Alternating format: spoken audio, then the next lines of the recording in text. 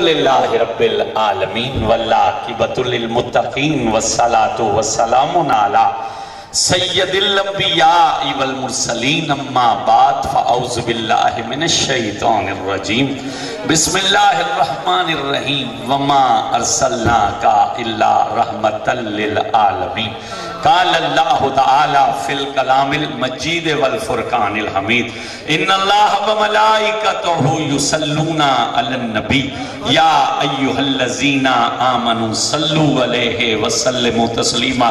کوئی زبان خاموش نہ رہے، بڑی ایمانداری سے پڑھی الصلاۃ والسلام علیکہ یا سیدی یا رسول اللہ وعلا آلک وصحابک یا حبیب اللہ، الصلاۃ والسلام علیکہ یا رحمت للعالمین وعلا آلک وصحابک یا جد الحسن والحسین۔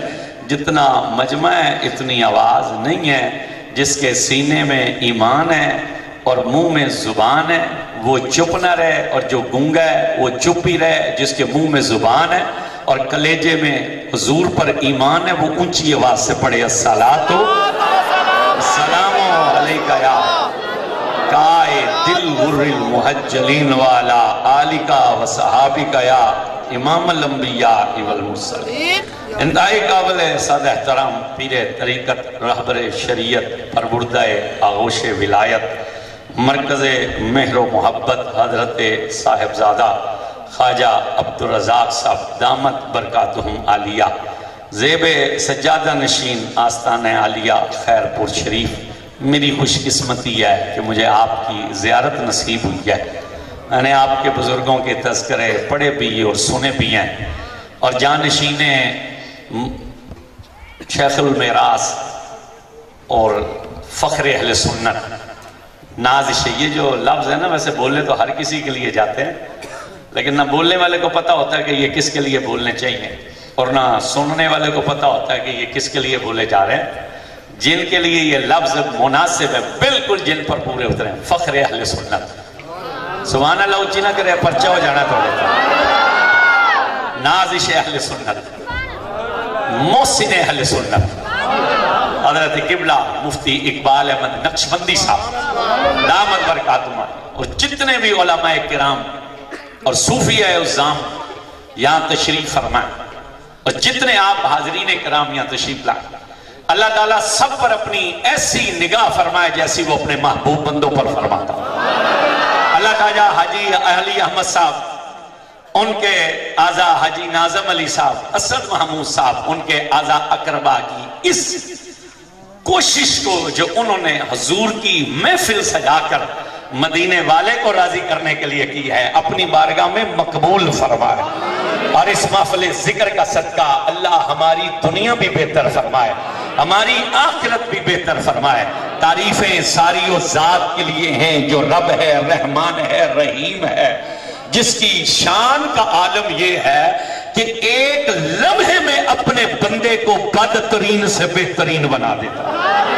جنہیں شک ہے وہ چپ رہے ہیں، جنہیں اپنے رب کی رحمت پر پک ہیں وہ دونوں ہاتھ اٹھا کر کے سبحان اللہ۔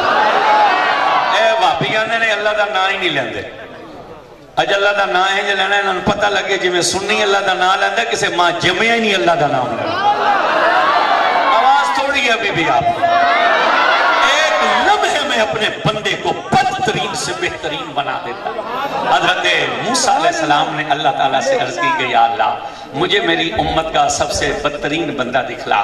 اللہ نے فرمایا موسیٰ صبح جب گھر سے باہر نکلو گے جو شخص سب سے پہلے آپ کو ملے گا وہ آپ کی امت کا سب سے بدترین شخص ہوگا۔ حضرت موسیٰ علیہ السلام جب صبح گھر سے باہر نکلے تو آپ کی ملاقات جس شخص سے ہوئی وہ اپنے بیٹے کو کندھے پر اٹھا کر جا رہا تھا۔ اللہ کے نبی سمجھ گئے کہ یہ میری امت کا بدترین شخص ہے۔ جب وہ گزر گیا تو حضرت موسیٰ نے ہاتھ اٹھائے اور کہا یا اللہ اب مجھے میری امت کا سب سے بہترین بندہ بھی دکھلا۔ اللہ نے فرمایا موسیٰ جب شام کو واپس پلٹو گے نا تو سب سے آخر میں جو بندہ تمہیں ملے گا وہ تمہاری امت کا سب سے بہترین شخص ہوگا۔ جب شام کو حضرت موسیٰ واپس پلٹے تو آخر میں آپ کی ملاقات जिस बंदे के साथ हुई ये वही था जो सुबह हजरत मूसा को सबसे पहले मिला था। अल्लाह के महबूब, अल्लाह के नबी, अल्लाह के कलीम देखकर हैरान हो गए और सोचने लगे अगर ये बदतरीन है तो बेहतरीन नहीं हो सकता, अगर बेहतरीन है तो बदतरीन नहीं हो सकता। अल्लाह ने फरमाया मूसा हैरान क्यों हो? अर्ज की मौला सुबह सबसे बदतरीन था, अब बेहतरीन कैसे बन गया? तो आवाज आई तुझे हमारी कुदरत पर यकीन नहीं है? ऐ मूसा क्या तुम नहीं जानते कि तेरे रब की शान ये है इन्नल्लाह अला कुल्लि शैइन कदीर, वो हर चीज पर कादिर है। कहा मैं तेरी कुदरत पर ईमान रखता हूं मगर इतना तो बतला दीजिए सुबह सबसे बेहतरीन था, बदतरीन था, बेहतरीन कैसे बना? अल्लाह ने फरमाया मूसा सुनिए, देखो उठाकर जब जंगल में निकला तो जंगल बहुत बड़ा था। इसके बेटे ने जंगल देखा, उसने अपने बाप से कहा बाबा ये जंगल तो बहुत बड़ा है। इसने कहा हाँ ये जंगल बहुत बड़ा है। उसने कहा इस जंगल से भी बड़ी कोई चीज है? तो इसके बाप ने कहा हाँ वो सामने वाला पहाड़ इस जंगल से बड़ा है। तो इसके बेटे ने कहा अब्बा इस पहाड़ से भी बड़ी कोई चीज है? उसने कहा हाँ जिस जमीन पर ये पहाड़ ठहरा हुआ है वो जमीन उस पहाड़ से भी बड़ी है। उसने कहा अच्छा इस जमीन से भी बड़ी कोई चीज है? उसने कहा हाँ ये आसमान इस जमीन से भी ज्यादा बड़ा है। तो इसके बेटे ने कहा बाबा इस आसमान से भी बड़ी कोई चीज है? इसने कहा हाँ तेरे बाप के गुनाह आसमान से भी ज्यादा बड़े हैं। मूसा इसके बेटे ने कहा बाबा तेरे गुनाहों से भी बड़ी कोई चीज है? तो इसने आसमान की तरफ देखा, दो आंसू इसकी आंखों से निकले। इसने कहा हाँ मेरे रब की रहमत मेरे गुनाहों से भी ज्यादा बड़ी है, मेरे रब की रहमत मेरे गुनाहों से भी ज्यादा बड़ी। मूसा मेरी गैरत ने गवारा ना किया, हमें रहीम और करीम भी माने फिर बदतरीन रह जाए, इसके एक जुमले पर हमने इसे बदतरीन से बेहतरीन बना दिया। सारी तारीफें उस जात के लिए। आप सुभान अल्लाह कहेंगे तो आपको बख्श देगा, आप नहीं बोलेंगे तब भी बख्श देगा। इसलिए कि खुद फरमाता है जो हमारा नाम लेता है उसे तो इसलिए बख्श देते हैं कि उसने हमारा नाम लिया है, और जो नहीं लेता उसे इसलिए बख्श देते हैं कि चलो इसने नाम लिया नहीं मगर सुन तो लिया है। सारी तारीफें उस जात के लिए हैं और दरूद और सलाम है उन पर कि जिनकी वजह से बेहतरीन बनाता, जिनकी वजह से बेहतरीन बनाता, वो जो अव्वल भी हैं और आखिर भी हैं, जाहिर भी हैं और बातिन भी हैं। और जब जिब्रील ने आकर कहा अस्सलामु अलैका या अव्वल, अस्सलामु अलैका या आखिर, अस्सलामु अलैका या जाहिर, अस्सलामु अलैका या बातिन, तो हजूर ने फरमाया जिब्रील ये तो मेरे अल्लाह की शान है। तो जिब्रील ने हाथ बांध कर कहा या रसूल अल्लाह मैं अपने आप से नहीं कह रहा, रब ने ये कलिमात सिखला कर भेजा। उन पर सलाम कि जिनकी शान देखकर आला हजरत ने कहा वो जो न थे तो कुछ न था, वो जो न हो तो कुछ न हो, जान है वो जहान की, जान है तो जहान है। और ये शायरी नहीं है, तर्जुमा किया रसूलुल्लाह की हदीस का। मौला कायनात अली शेर खुदा अलैहिस्सलाम फरमाते हैं जिब्रील आए हजूर की बारगाह में, आकर अल्लाह का सलाम पेश किया और सलाम देकर कहा तेरा रब फरमाता है हमने जमीन इसलिए बनाई है कि तेरे तलवे चूमे। नहीं, जिसका कलेजा ठंडा हो रहा है हुजूर की शान सुन के मुंह से सुभान अल्लाह कहना चाहिए। हाँ, ये जमीन किसी और मकसद के लिए नहीं बनाई, कहा जमीन इसलिए बनाई कि तेरे तलवे चूमे, हवा इसलिए चलाई कि तेरी जुल्फों को छू कर गुजरे, हमने आसमान इसलिए ऊंचा किया कि लोग देखें तो कहे कि बहुत ऊंचा है। मगर मेराज की शब में अपने यार को अर्श पे खड़ा करके कहा ऐ प्यारे मोहम्मद कोई कितना भी ऊंचा क्यों ना हो जाए तेरे तलवों के नीचे नीचे रहेगा ना। यहाँ आला हजरत हमारे इमाम की रूह फड़की, आला हजरत ने कहा सारे ऊंचों से ऊंचा समझिए जिसे है, उस ऊंचे से ऊंचा हमारा नबी। बोलना पड़ेगा आपको, सारे ऊंचों से ऊंचा समझिए जिसे है, उस ऊंचे से ऊंचा हमारा नबी। सारे सच्चों से सच्चा समझिए जिसे है, उस सच्चे से सच्चा हमारा नबी। खल्क से औलिया, औलिया से रसूल और रसूलों से आला हमारा नबी। मैं खोल देता हूं शेर को, मैं खोल देता हूं शेर को। महीनों में सबसे अफजल है रमजान का महीना।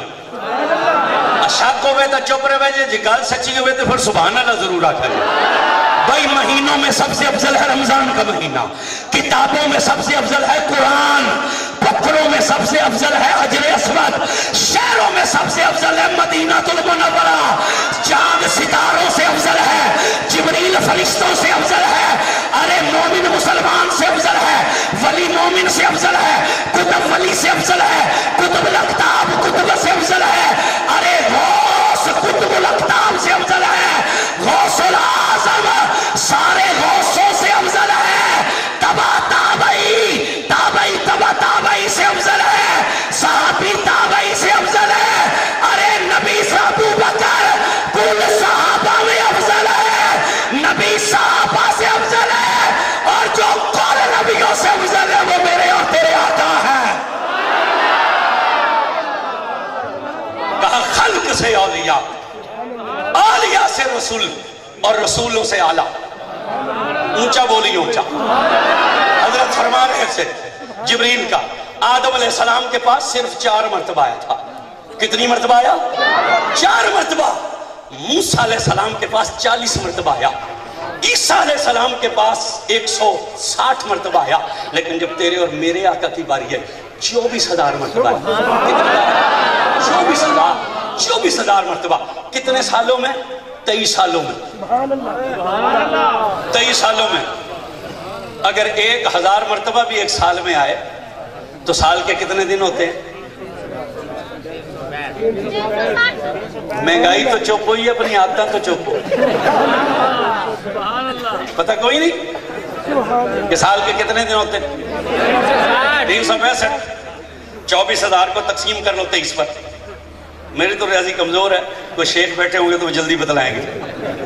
کرو تقریباً 1100 کے قریب، 1100 تو نہیں، یعنی کہ 1,000 کچھ کے قریب یہ سال کے بنتے ہیں، تو 365 پہ تقسیم کرو، 3 مرتبہ بنتی ہے ایک حاضری، ایک دن میں 3 مرتبہ حاضری بنتی ہے، ایک دن میں 3 مرتبہ۔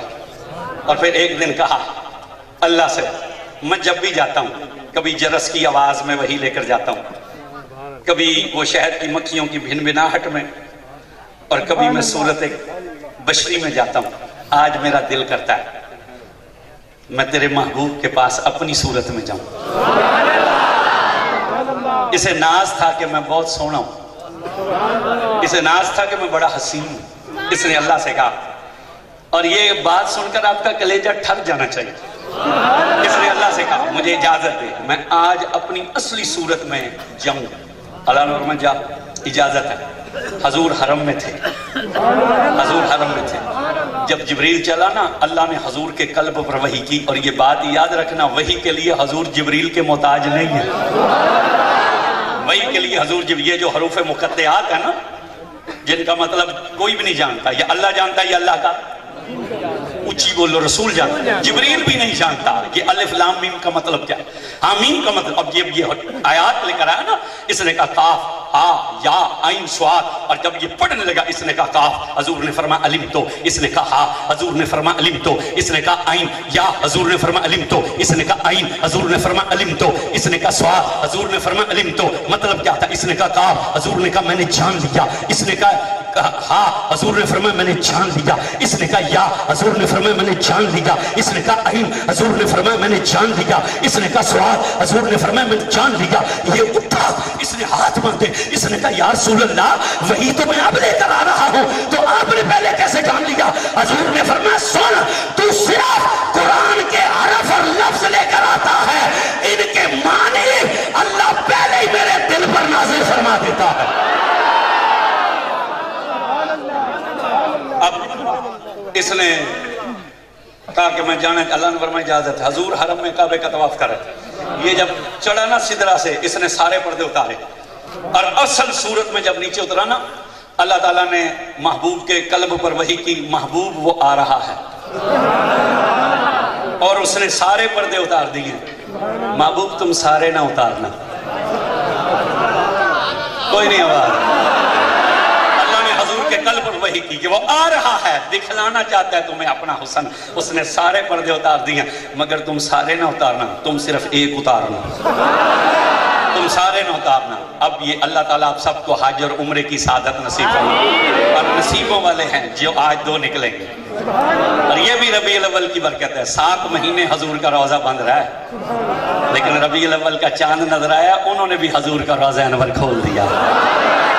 یکم ربیع الاول کو انہوں نے باب السلام کھول دیا. اور جو پہلا شخص داخل ہوا نا باب السلام میں، وہ ایک عمر رسیدہ عربی تھا. اس نے چہرے پر ماسک تھا لیکن آنکھوں میں آنسو تھے.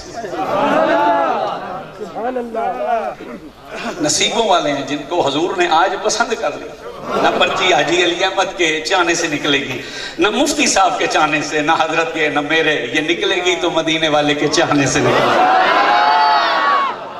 نصیب والے ہوں گے جو آج پسند کر لیے جائیں. اور ہو چکا ہے فیصلہ.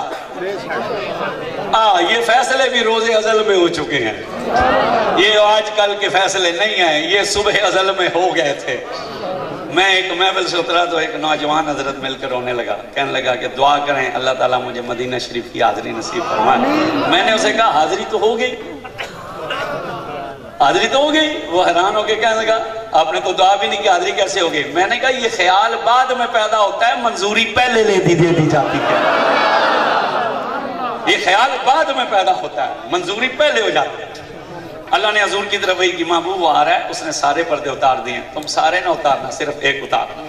اللہ تعالیٰ آپ سب کو حاضری نصیب فرمائے. خانہ کعبہ شریف کے باہر ایک پہاڑ ہے جسے جبل ابو قبیس کہتے ہیں. اور قبلہ مفتی صاحب تشریف فرمائے، یہ روئے زمین کا سب سے پہلا پہاڑ ہے. اسی پہاڑ پر چڑھ کر حضور نے چاند کو شق کیا تھا. اس پر اب بادشاہ کا محل ہے.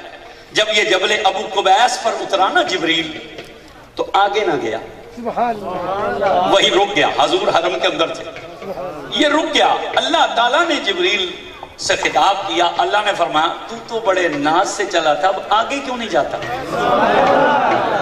تو بڑے ناز سے اترا تھا کہ میں اپنا حسن دکھانا چاہتا ہوں، چل آگے. تو جبریل نے ہاتھ باندھے، اس نے کہا میں آگے نہیں جا سکتا، میں آگے نہیں جا سکتا. اللہ نے فرمایا کیوں؟ اس نے کہا جو نور مجھے سدرہ سے اوپر نہیں جانے دیتا، وہ نور آج مجھے پہاڑ سے نیچے نہیں اترنے دیتا. جو نور مجھے سدرہ سے اوپر نہیں جانے دیتا، وہ آج مجھے پہاڑ سے نیچے نہیں اترنے دیتا. اس لیے اعلیٰ حضرت نے کہا تھا کہ کوئی کیا جانے کہ کیا ہو، کوئی کیا جانے کیا ہو، کوئی جان سکتا ہے. اس لیے وہ کوٹ مٹن کے بادشاہ نے کہا تھا نا کہ حقیقت محمد کی بات کوئی نہیں سکتا، اطاعت چپ دی جائے اللہ کوئی نہیں سکتا. جبریل چپ ہے، صدیق اکبر چپ ہے. جب حضور نے کہا تھا مجھے اس رب کی قسم جس کے قبضے میں میری جان ہے، میری حقیقت کو سوائے میرے رب کے جان ہی کوئی نہیں سکتا. جبریل نہ جان سکا، صدیق نہ جان سکے. اس لیے توجہ کیجئے گا، توجہ کیجئے گا. اعلیٰ حضرت نے کہا خلق سے اولیاء، اولیاء سے رسول، اور رسولوں سے اعلیٰ.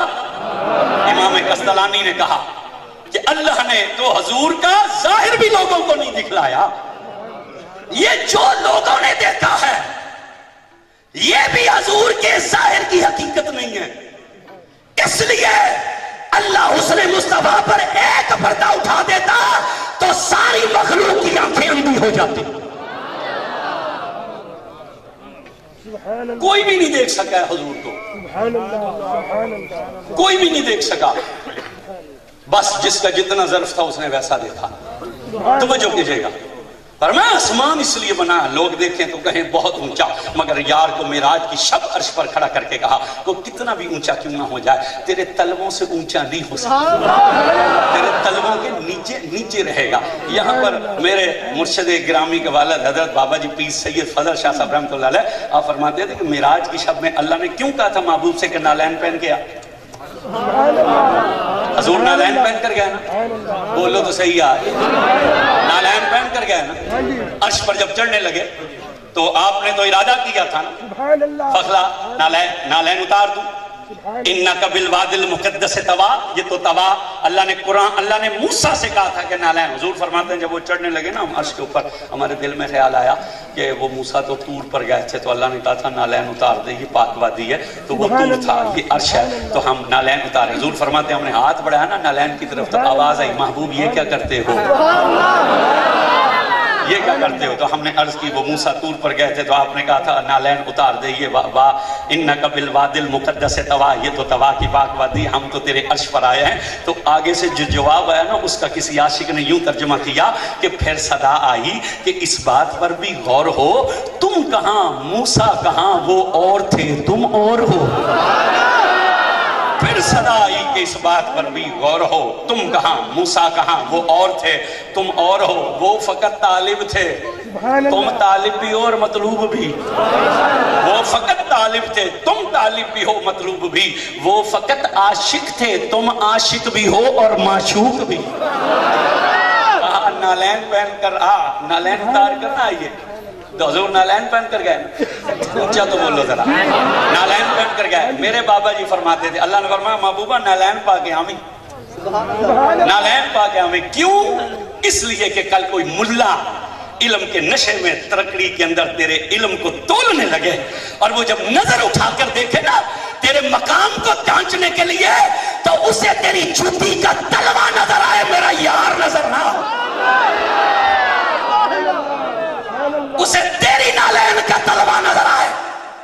आप जरा ऊपर देखें सारे, कहना मानते हैं, देखें जरा तंबू का नीचे वाला हिस्सा नजर आ रहा है कि ऊपर वाला नजर आ रहा है? नीचे वाला है ना। आपको तो नहीं पता कि ऊपर कौन सा कपड़ा लगा, हमें तो नीचे वाला नजर आ रहा है। अल्लाह ने कहा महबूब नालैन पहन कर, कोई कल इल्म के नशे में तेरे मकाम को तोलने लगे, जब वो सर उठाए ना तो उसकी नजर तेरी जूती के तलवे पर पड़े, उसे तेरी नालैन नजर आए, हमारा यार नजर ना आए।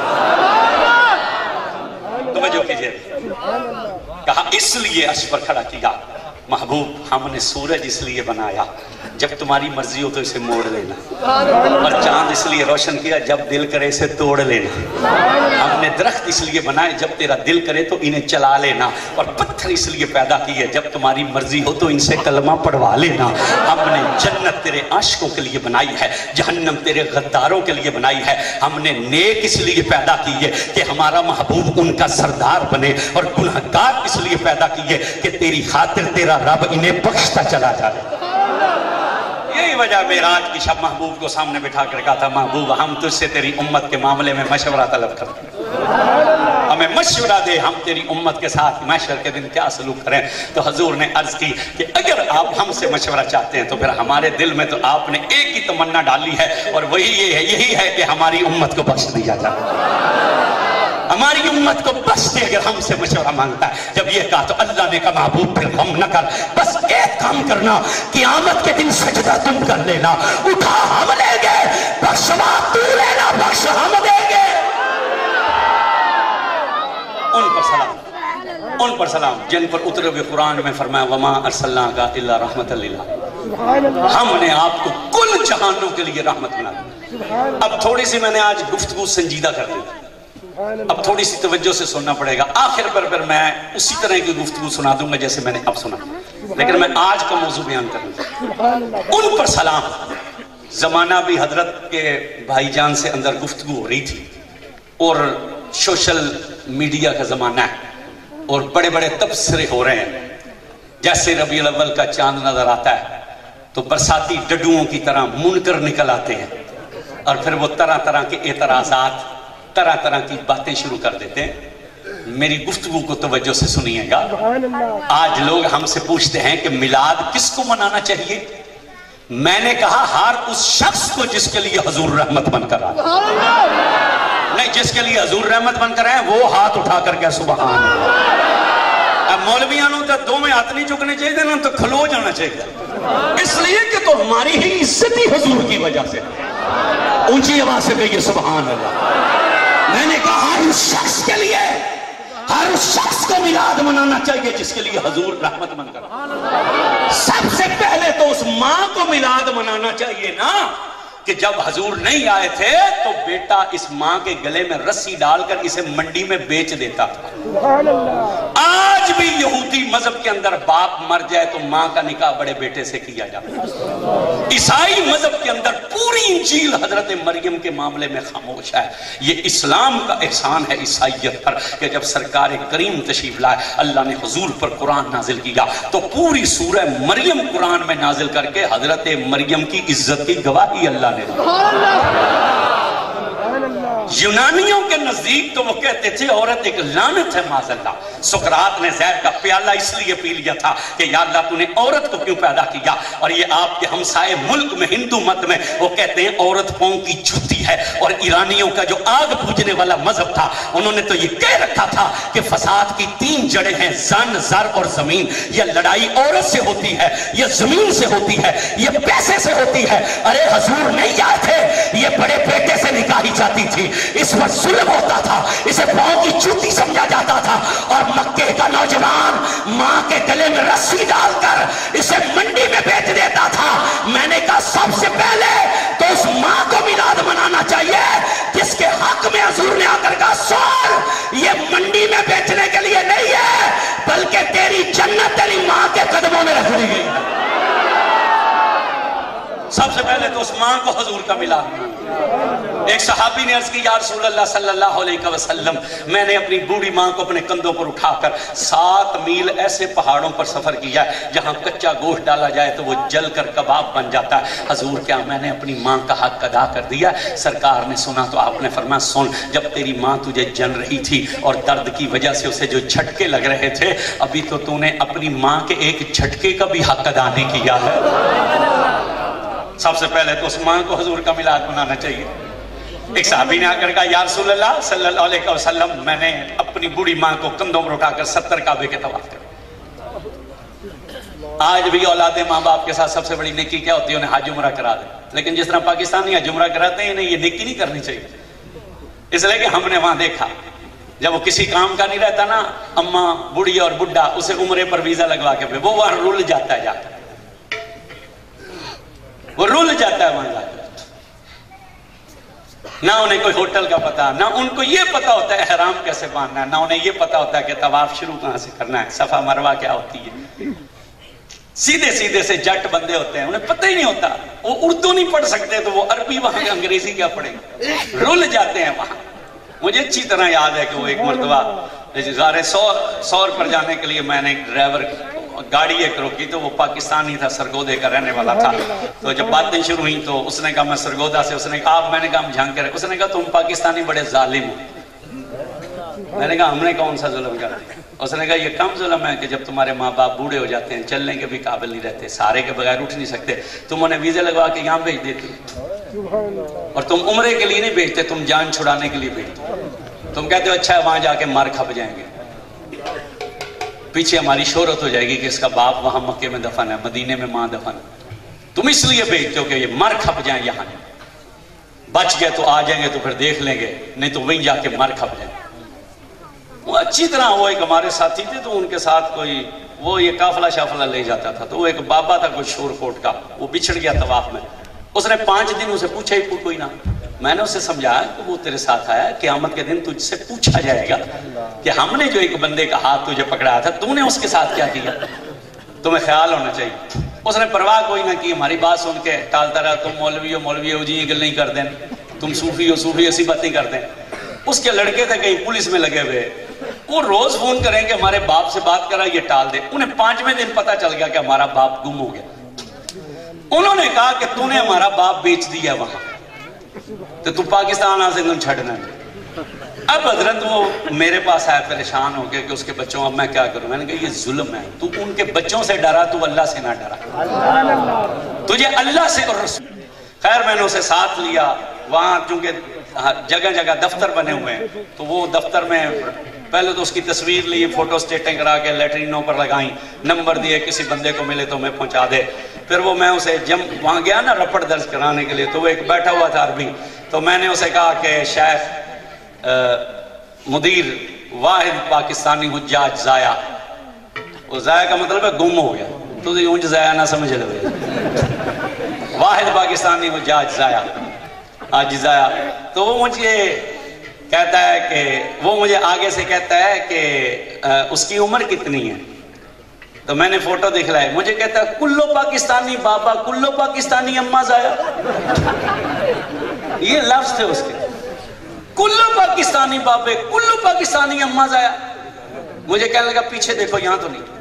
یقین کریں جب میں اس کیبن کے پیچھے گیا 200 ہمارے بوڑھے اور مائیاں بیٹھی ہیں، کوئی 3 دن سے بیٹھی ہے بھوکی، پیسے کوئی نہیں، پیسے بیلٹ میں تھے بیلٹ وہاں رہ گئی، کسی کا پاسپورٹ کوئی نہیں، 5-7 کو تو ہم نے وہاں پہنچایا۔ وہ مجھے کہنے لگا تم نئے کام، میں نے کہا دعا کر اللہ اس خدمت کے صدقے وہ ہمیں مل جائے، اور پھر ایسے ہی ہوا، صبح اگلے دن ہی وہ ہمیں خانہ کعبہ شریف کے اندر ہی مل گیا۔ تو یہ ظلم ہے، اگر آپ ان کے ساتھ نیکی کرنا چاہتے ہیں تو ساتھ جائیں، ان کا ہاتھ پکڑ کر عمرہ کرائیں، ان کو بٹھا کر کھانا لا کر ان کو بستر پر دیں، انہیں دھکے کھانے کے لیے نہ بھیجیں۔ کیا فائدہ اس نیکی کا کہ وہ رولتے رہے وہاں، روتے ہوئے ان کا وہ وہاں عبادت کرنے گئے کہ رونے گئے، روتے ہوئے ان کا وقت گزرے۔ اس نے عرض کی یا رسول اللہ میں نے 70 کعبے کے طواف اپنی بوڑھی ماں کو کندھوں پر اٹھا کر بھی کرایا، کیا میں نے اپنی ماں کا حق ادا کر دیا ہے؟ حضور نے فرمایا سن، تیرا بچپن تھا اور غربت کا زمانہ تھا، تیرے گھر میں ایک بستر تھا، تیری ماں نے تجھے بائیں پہلو پر لٹایا، تو نے تھوڑی دیر بعد پیشاب کر دیا، بستر گیلا ہو گیا، اس نے تجھے دائیں طرف لٹایا، خود بائیں طرف لیٹ گئی، تو نے وہاں بھی پیشاب کر دیا، سارا بستر گیلا ہو گیا، تیری ماں نے تجھے اپنے سینے پر لٹا لیا، خود گیلے بستر پر لیٹ گئی، خود تو ساری رات کانپتی رہی، لیکن اس نے تجھے سردی نہ لگنے دی، ابھی تو تو نے اپنی ماں کی اسے ایک رات کا بھی حق ادا نہیں کیا ہے۔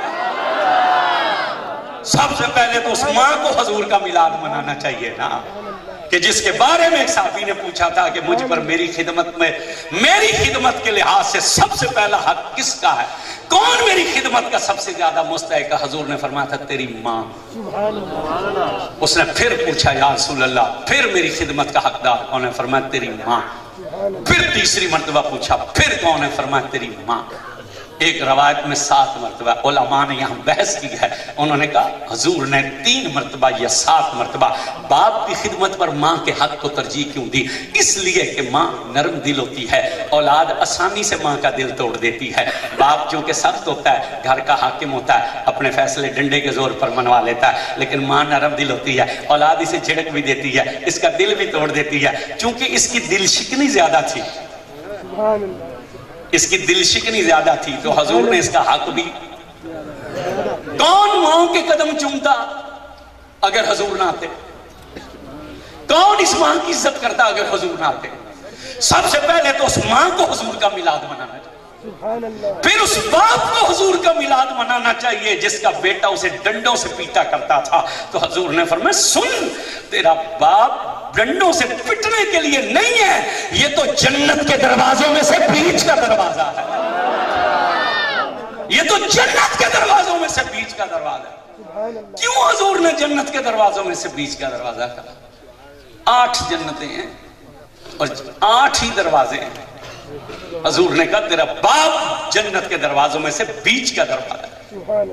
آپ نے شادی کا پنڈال دیکھا ہوگا، شادی کے پنڈال کے 2 دروازے ہوتے ہیں، ایک چور دروازہ ہوتا ہے، ایک صدر دروازہ ہوتا ہے۔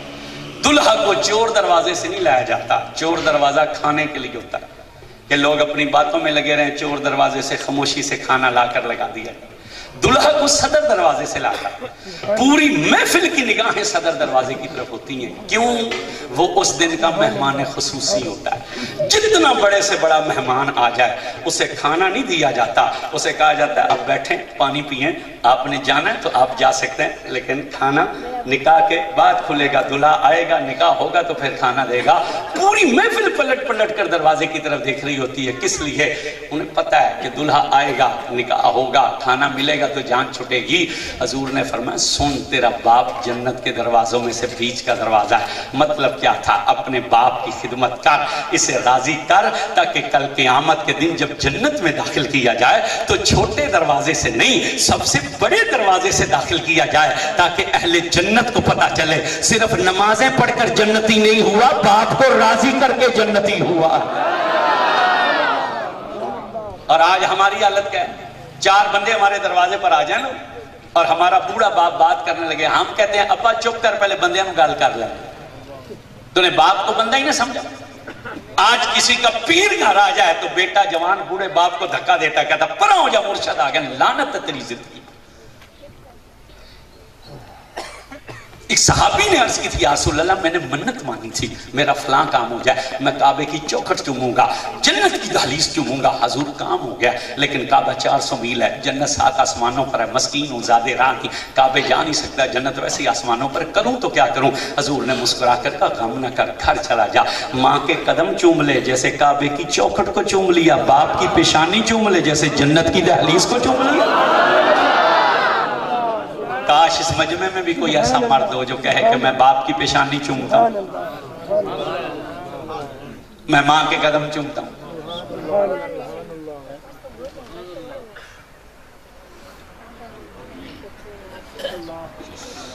حضور نے فرمایا ماں کے قدم چوم گیا تو نے کعبے کی چوکھٹ کو چوم لیا، باپ کی پیشانی چوم گیا تو نے جنت کی دہلیز میں۔ صحابی رونے لگے، حضور نے کہا کیوں روتے؟ انہوں نے کہا منت تو پوری ہو جانی تھی لیکن میرے تو ماں باپ بھی فوت ہو چکے ہیں۔ حضور نے فرمایا غم نہ کر، قبرستان چلا جا، ماں کی قبر سے قدموں سے چوم لے، باپ کی قبر کو سرانے کی طرف سے چوم لے۔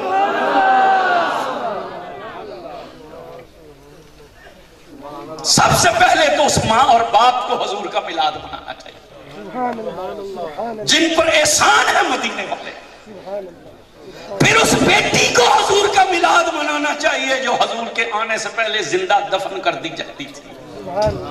یہ آج ٹی وی کے شو میں بیٹھ کر کہتی ہے نا میرا جسم میری مرضی، میرے رسول نہ آتے تو تجھے لگ پتا جاتا کہ تیری اوقات کیا ہے۔ زندہ دفن کر دی جاتی تھی۔ آج بھی مکہ شریف میں اللہ آپ کو لے جائے، باب فہد سے آپ باہر نکلے، سامنے اشارہ ہے اور اشارے میں 2 پلیں ہیں، ایک طریق ام القرہ کی طرف جاتی ہے، ایک طریق جو ہے وہ ہجرت کی طرف جاتی ہے، ان کے درمیان میں ایک خالی جگہ موجود ہے، وگرنہ وہاں ہر جگہ ہوٹل بن چکا ہے۔ پوچھو ان لوگوں سے یہ جگہ کون سی ہے، وہ تمہیں بتلائیں گے یہ وہ جگہ ہے جہاں مکے کے کافر اپنی بیٹیاں زندہ دفن کر دیا کرتے تھے۔ اس بیٹی کو میلاد منانا چاہیے جو حضور کے آنے سے پہلے زندہ دفن کر دی جاتی تھی۔ سرکار کے ہاں سب سے پہلے بیٹی پیدا ہوئی حضرت زینب سلام اللہ علیہ۔ نبی پاک کو خبر ملی حضور گھر تشریف، حضرت ختیجہ زارو قطار رونے لگ گئی۔ خادمہ نے کہا بی بی سے سیدہ کیوں روتی ہو؟ انہوں نے کہا حضور بھی تو مکے کے مرد ہیں، غیرت کھائیں گے کہ میرے گھر میں بیٹی کا وجود ہے، اٹھائیں گے اسے لے جا کر دفن کر دیں گے۔ سرکار اندر داخل ہوئے، روتے ہوئے حضرت ختیجہ کو دیکھا، فرمایا ختیجہ روتی کیوں ہو؟ انہوں نے کہا اس ڈر سے کہ آپ اسے لے جا کر دفن کریں گے۔ حضور نے فرمایا نہیں، میری بیٹی مجھے دی۔ حضور نے اپنی بیٹی کو اٹھا، نبی پاک کعبہ شریف میں تشریف لائے، حضور نے کعبے کا طواف کیا، پورے مکہ کے سردار اکٹھے تھے کہ ہم دیکھتے ہیں کہ محمد کیا کرتے ہیں۔ جب طواف مکمل ہو حضور نے اپنی بیٹی کو یوں ہاتھوں پر بلند کیا اور بلند کر کے کہا او مکے والو میرے گھر میں اللہ کی رحمت آ گئی۔ آج ہمارا سلوک کیا ہے؟ آج دوسری بیٹی ہو جائے نا تو خاوند بیوی سے کہتا ہے اگر اب کی مرتبہ بیٹی ہوئی تو میں تجھے طلاق دے دوں۔ بیٹیاں کون دیتا ہے؟ ہر بندہ بولے۔ بیٹے کون دیتا ہے؟ گونگا جو بندہ چپ رہے جس کے منہ میں زبان ہے اللہ کا زور سے نام لے۔ بیٹے کون دیتا ہے؟ بیٹیاں کون دیتا ہے؟ دونوں کون دیتا ہے؟ دونوں میں قرآن میں خود کہا اللہ ہے جو بیٹیاں دیتا ہے، وہی اللہ ہے جو بیٹے دیتا ہے، وہی اللہ جو دونوں دیتا ہے اور وہی ہے جو نہیں دیتا۔ تو جو بندہ بیوی سے یہ کہتا ہے کہ اگر اب کی مرتبہ بیٹی ہوئی تو میں تجھے طلاق دے دوں گا، اس نے اللہ کو رب مانا کہ بیوی کو رب مانا؟ اس کا مطلب ہے اس کا عقیدہ یہ ہے کہ یہ بیوی اپنی مرضی سے بیٹیاں پیدا کر رہی ہے، اس کی مرضی ہے کہ بیٹیاں پیدا ہوں، تو اس نے اللہ کو رب مانا کہ بیوی کو مانا؟ بولو مشرک ہوا کہ نہ ہوا؟ دین سے فارغ ہوا کہ نہ ہوا؟ وہ طلاق کیا دے گا؟ ایسے شخص کا تو نکاح ہی قائم نہیں رہتا۔ یہ قبلہ مفتی صاحب بیٹھے ہیں، جس شخص کا یہ تصور ہو کہ میری بیوی اپنی مرضی سے بیٹیاں چل رہی اور یہ بیٹا نہیں پیدا کر رہی، اس کا تو نکاح ہی ختم ہے۔ آپ نے یہ حدیث سنی ہوگی یقیناً کہ جب سیدہ زہرا پاک تشریف لاتی تھی تو حضور اٹھ کر کھڑے ہو جاتے تھے، لیکن سنیے صرف کھڑے نہیں ہوتے تھے۔ حضرت عائشہ صدیقہ رضی اللہ تعالی عنہا فرماتی ہیں کہ جب زہرا آتی تھی فرماتی سیدہ ملنے آئیں، جیسے ہی انہوں نے گھر کا پردہ اٹھایا نا، نبی پاک کی نگاہ فاطمہ پر پڑی، حضور اٹھ کر کھڑے ہو گئے۔ حضرت عائشہ فرماتی صرف کھڑے نہیں ہوئے، حضور چل کر دروازے پر گئے، جا کر اپنی بیٹی کو سینے سے لگایا، فاطمہ کا ماتھا چوما، انہوں نے حضور کے ہاتھ چومے، حضور نے یوں فاطمہ کا ہاتھ پکڑا اور پکڑ کر حضور وہاں لے کر آئے جہاں حضور تشریف فرما تھے۔ وہاں آ کر نا حضور نے اپنے کندھے سے وہ چادر اتاری جس کی رب نے قرآن میں قسم اٹھائی، یا ایھا المزمل، اے کملی اوڑھنے والے۔ حضور نے وہ چادر اتاری اور اتار کر یوں بچھائی اور بچھا کر کہا فاطمہ تجھ پر میرے ماں باپ قربان بیٹھ جا۔ سیدہ نے حضور کی چادر اٹھائی، چومی، گود میں رکھ لی۔ سیدہ عائشہ فرماتی ہیں جتنی دیر وہ بات کرتی تھی نا حضور فاطمہ کی پیشانی چومتے تھے، جتنی دیر حضور بات کرتے تھے فاطمہ رسول اللہ کے کبھی رخسار چومتی، کبھی داڑھی مبارک چومتی، کبھی ہاتھ چومتی۔ پھر انہوں نے کہا بابا مجھے اجازت ہے، حضور اٹھ کر کھڑے ہو گئے اور حضور نے وہیں سے اجازت نہیں دی، لفظ حدیث کے یہ حضور دروازے تک چھوڑنے گئے۔ توجہ کیجئے گا، یہ ایک باپ کا بیٹی سے پیار تو ہے، لیکن یاد رکھنا کہ نبی کا عمل حکمت سے خالی نہیں ہوتا۔ حضور حضرت زہرا کے لیے اٹھے ان کی شان دنیا کو دکھلانے کے لیے، لیکن نبی پاک یہاں اپنی امت کو تعلیم دے رہے تھے۔ حضور امت کو یہ سبق دے رہے تھے کہ جس بیٹی کا باپ اپنی بیٹی کے لیے اٹھ کر کھڑا ہو جائے اسے سسرال میں گالیاں کوئی نہیں دیتا۔ جس بیٹی کا باپ اپنی بیٹی کے لیے اٹھ کر کھڑا ہو جائے اسے سسرال میں گالیاں، تو جس کا باپ خود ہی اسے گالیاں دیتا ہو اس کی کون عزت کرے گا؟ میرے رسول نے فرمایا تھا جسے اللہ 3 بیٹیاں دے یا 3 بہنیں دے یا 2 بیٹیاں دے یا 2 بہنیں دے، وہ انہیں پالے پوسے جوان کرے، اچھی جگہ ان کی شادی کرے، قیامت کے دن وہ اتنا نزدیک ہوگا جتنی انگلی سنگلی کے نزدیک۔ حضور 6 لاکھ حدیثوں کا تقریباً مجموعہ ہے اس وقت روئے زمین پر، جتنی بھی کتابیں ان میں زیادہ سے زیادہ تعداد یہ بیان کی گئی 6 لاکھ حدیثوں میں صرف 2 حدیثیں ملی کہ جن کے اندر یوں حضور نے انگلی کھڑی کر کے اشارہ کیا، لیکن ان میں بھی ایک حدیث جو تھی نا اس میں یہ تھا کہ جو دنیا میں جتنا درود پڑے گا اتنا قریب کر دیا جائے گا۔ یہاں جتنا اور اتنا کے لفظ ہیں، جو جتنا زیادہ پڑے گا اتنا، لیکن یہ جو حدیث تھی نا اس میں تو فرمایا اتنا قریب ہوگا جتنی انگلی سنگلی سے قریب ہے۔ بڑا سوچا یہ حکم نمازی کے لیے نہ دیا، حضور نے یہ بشارت نمازی کو نہیں تھی کہ نمازی اتنا قریب ہوگا، حاجی کو بھی نہیں دی، زکوٰۃ دینے والے کو بھی نہ دی، سخی کو بھی نہ دی، حتیٰ کہ غازی کو بھی نہ دی، بلکہ شہید کو بھی حضور نے یہ بشارت نہیں تھی کہ شہید قیامت کے دن ہمارے اتنا قریب ہوگا جتنی انگلی ہے۔ کیوں؟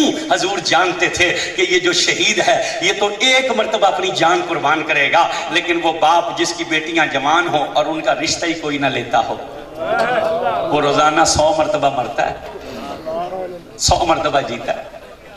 وہ بھائی جس کی بہن کو طلاق ہو جائے وہ اس کے دروازے پر آ جائے، وہ 100 مرتبہ جیتا ہے، 100 مرتبہ مرتا ہے۔ وہ باپ جس کی بیٹی بیوہ ہو کر اس کے دروازے پر بیٹھ جائے اسے تو قبر میں بھی سکون نہیں آتا۔ حضور جانتے تھے کہ شہید تو ایک مرتبہ جان دے گا نا، یہاں تو روزانہ مرنے والی عالم ہوگا۔ تو حضور نے فرمایا سنو، ان تکلیفوں مصیبتوں کی وجہ سے ان کے ساتھ رویہ نہ بدلنا، ان سے محبت قائم رکھنا، ان سے الفت کرنا، ان پر اپنی شفقتیں کرنا۔ پوچھنے والے نے پوچھا تھا یا رسول اللہ بہترین صدقہ کیا ہے؟ حضور نے فرمایا جس کی بیٹی یا بہن بیوہ ہو کر یا طلاق یافتہ ہو کر اس کے دروازے پر آ جائے، اس بیٹی یا بہن پر خرچ کرنا سب سے بہترین صدقہ ہے۔ حضور جانتے تھے کہ شہید تو ایک مرتبہ جان دے گا، یہاں کو روز مرنا پڑے گا، اس لیے فرمایا رویہ نہ بدلنا، انہیں بوجھ نہ سمجھنا، اچھا سلوک کرنا۔ بدلے میں کیا ہوگا؟ اتنے قریب ہو گئے جتنی انگلی سنگلی کی۔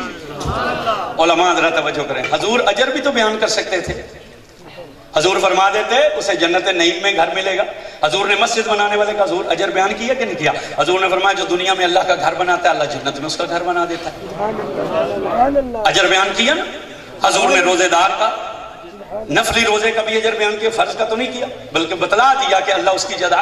हजूर ने हज का भी अजर बयान किया, ज़कात का भी अजर बयान किया, कुर्बानी का भी अजर बयान किया, हजूर ने खैरात का भी अजर बयान किया, हत्ता कि शहीद का भी अजर बयान किया। हजूर फरमा सकते थे, ये इख्तियार था, उसे जन्नतुल फिरदौस मिलेगी, जन्नत नईम मिलेगी, जन्नत इस्लाम मिलेगी, जन्नत रेहान मिलेगी, लेकिन हजूर ने बेटियों और बहनों से मोहब्बत करने वाले के लिए ये नहीं बयान किया कि वो जन्नत के इतने दर्जे में होगा, और मैं सुना वो इतना करीब होगा जितना इस उंगली इस उंगली के करीब है। बड़ा सोचा कि बोला बड़ा सोचा, ये क्या मतलब है इसका, इसका मफहूम क्या है, इसका मकसद क्या है, क्या होगा इतना करीब होकर, समझ ना आई। अपने मुर्शद की खिदमत में जाकर मैं उनको परेशान क्यों, मैंने कहा हदीस पर सोच रहा हूँ, हजूर ने फरमाया इतना करीब होगा, समझ नहीं आ रही इसका मतलब क्या। तो कहने लगे चले आ, हले भी समझ नहीं आई, जो हजूर के क़यामत में इतने करीब होंगे रब उनसे हिसाब ही नहीं लेगा, अल्लाह उससे हिसाब ही नहीं लेगा। जो हुजूर के इतने करीब होंगे अल्लाह उनसे हिसाब ही नहीं लेगा। सबसे पहले तो उस बहन और बेटी को हुजूर का मिलाद मनाना चाहिए ना, फिर उस बीवी को हुजूर का मिलाद मनाना चाहिए, जिसका हक उसके खामिद पर बयान करते हुए कहा कि ये तेरा लिबास है और तू इसका लिबास है, जो खुद खा वो इसे खिला, जो खुद पहन वो इसे पहना, और सुन इसके साथ ज्यादा सख्ती न करना, ये पसली से पैदा की गई है, ज्यादा जोर आजमाई न करना, ये टूट जाएगी मगर सीधी नहीं होगी, इससे गुजारा करना, और सुन इसे मारना नहीं,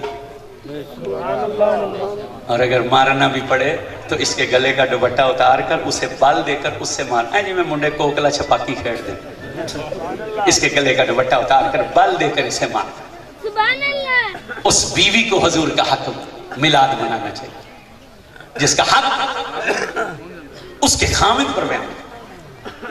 और यहां पर फिर सुनिए, पूरी 6 लाख हदीसों में 2 हदीसें निकली जिनमें कहा था खैरुकुम, सिर्फ 2 हदीसें पूरी 6 लाख में जिनमें फरमाया था कि तुम में से सबसे बेहतरीन शख्स वो है। पहली हदीस क्या थी, खैरुकुम मन तल्लमल कुरान वल्लमहु, तुम में सबसे बेहतरीन शख्स वो है जो कुरान पढ़े और कुरान पढ़ाए।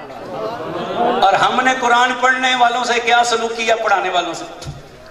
मस्जिद की इंतजामिया को तो छोड़ो ना, वहां तो कोई वो खुदा खौफी का आलम ही नहीं है ना, 3-3 हजार रुपए पर इमाम है, 5-5 हजार पर इमाम है मस्जिदों की इंतजामिया। मैं तो अभी अंदर भी हजरत के कह रहा था कि मैंने तो पूरे पाकिस्तान में घूम कर देखा, जो लोग मस्जिदों के मतवल्ली हैं उनका दीन से ताल्लुक ही कोई नहीं, वो बिल्कुल दीन से उनका कोई ताल्लुक नहीं, उन्हें पता ही नहीं है कि इमाम की इज्जत क्या होती है। लेकिन हमने उनसे क्या सलूक किया, जो हमारे बच्चों को अंग्रेजी पढ़ाने आता है उसे देते हैं 5,000 रुपया महीने का, और जो कुरान पढ़ाने आता है उसे देते हैं 500 रुपया। हमने क्या सलूक किया फिर कुरान पढ़ने वालों पढ़ाने वालों से। हजूर ने फरमाया तुम में सबसे बेहतरीन वो है जो कुरान पढ़े और पढ़ाए। सर्दियां आ रही, आप में मालदार लोग भी होंगे, साहिब हैसियत भी होंगे, कपड़े खरीदेंगे, पूरी फैमिली के खरीदेंगे, 50-50 हजार के, लाख रुपए के कपड़े खरीदते हो। कभी सोचा कि एक जोड़ा इमाम के लिए भी खरीद लूं, चलो अपने बाप की नीयत से दे दूं, पहन कर नमाज पढ़ाएगा, सवाब मेरे अब्बे को कब्र में मिलता रहे। एक जोड़ा उसकी घरवाली के लिए ले लूं, अपनी मां की नीयत से ले लूं। सोचा कभी सुबह नाश्ते के लिए आप दर्जन अंडे लेकर जाते हैं, कभी ये भी ख्याल किया कारी साहब के 2 छोटे बच्चे हैं, पता नहीं कहां से गुजारा, 2 अंडे उनके घर भी दरवाजे से गुजरते हुए पकड़ा दो। सोचा कभी हमने कभी इस तरफ नहीं सोचा। इसलिए फिर लोग दीन की तरफ नहीं आते, उन्हें पता है कि यहां मिलेगा क्या, मैयतों की रोटियां, लोगों की बातें और झिड़कियां। अभी मुझे हजरत के भाईजान फरमा रहे थे कि मैं जब पढ़ गया तो मैंने नौकरी का इरादा किया, तो अब्बा जी ने कहा हमारा तो अपना इदारा है, तो तुम उधर क्यों जाते हो? तो मैंने उनसे कहा मैं लोगों की बातें नहीं सुन सकता। तो जो उन्होंने अगली बात की वो तो बहुत आला दर्जे की थी ना, लेकिन मैं तो आपसे मुखातिब हूं। हमने क्या सलूक किया?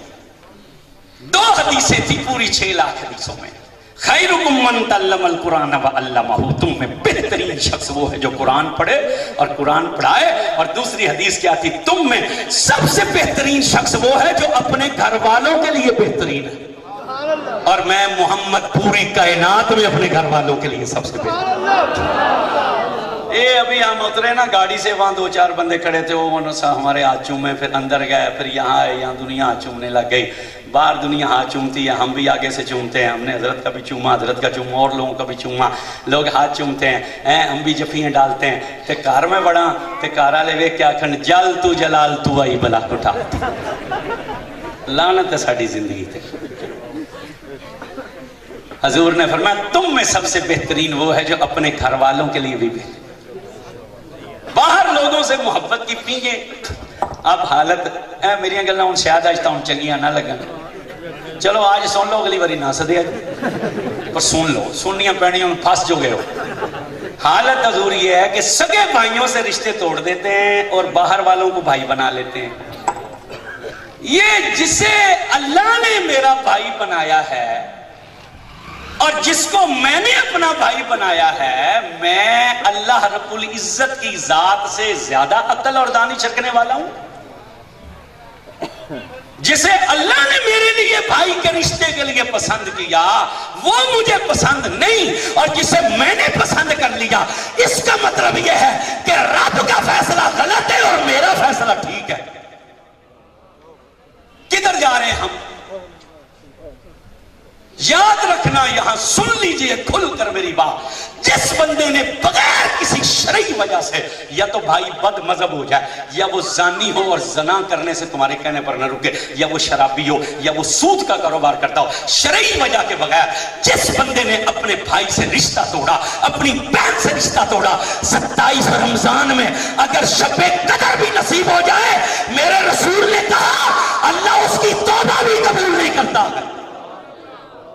ایسے شخص کی توبہ شب قدر میں بھی قبول نہیں ہوتی جو بغیر شرعی وجہ کے رشتے، بغیر شرعی وجہ کے تو رشتے توڑتے ہی کوئی نہیں، ہم تو اپنی وجہ سے توڑ لیتے ہیں رشتے، شرعی وجہ سے تو ہم توڑتے نہیں ہیں رشتے۔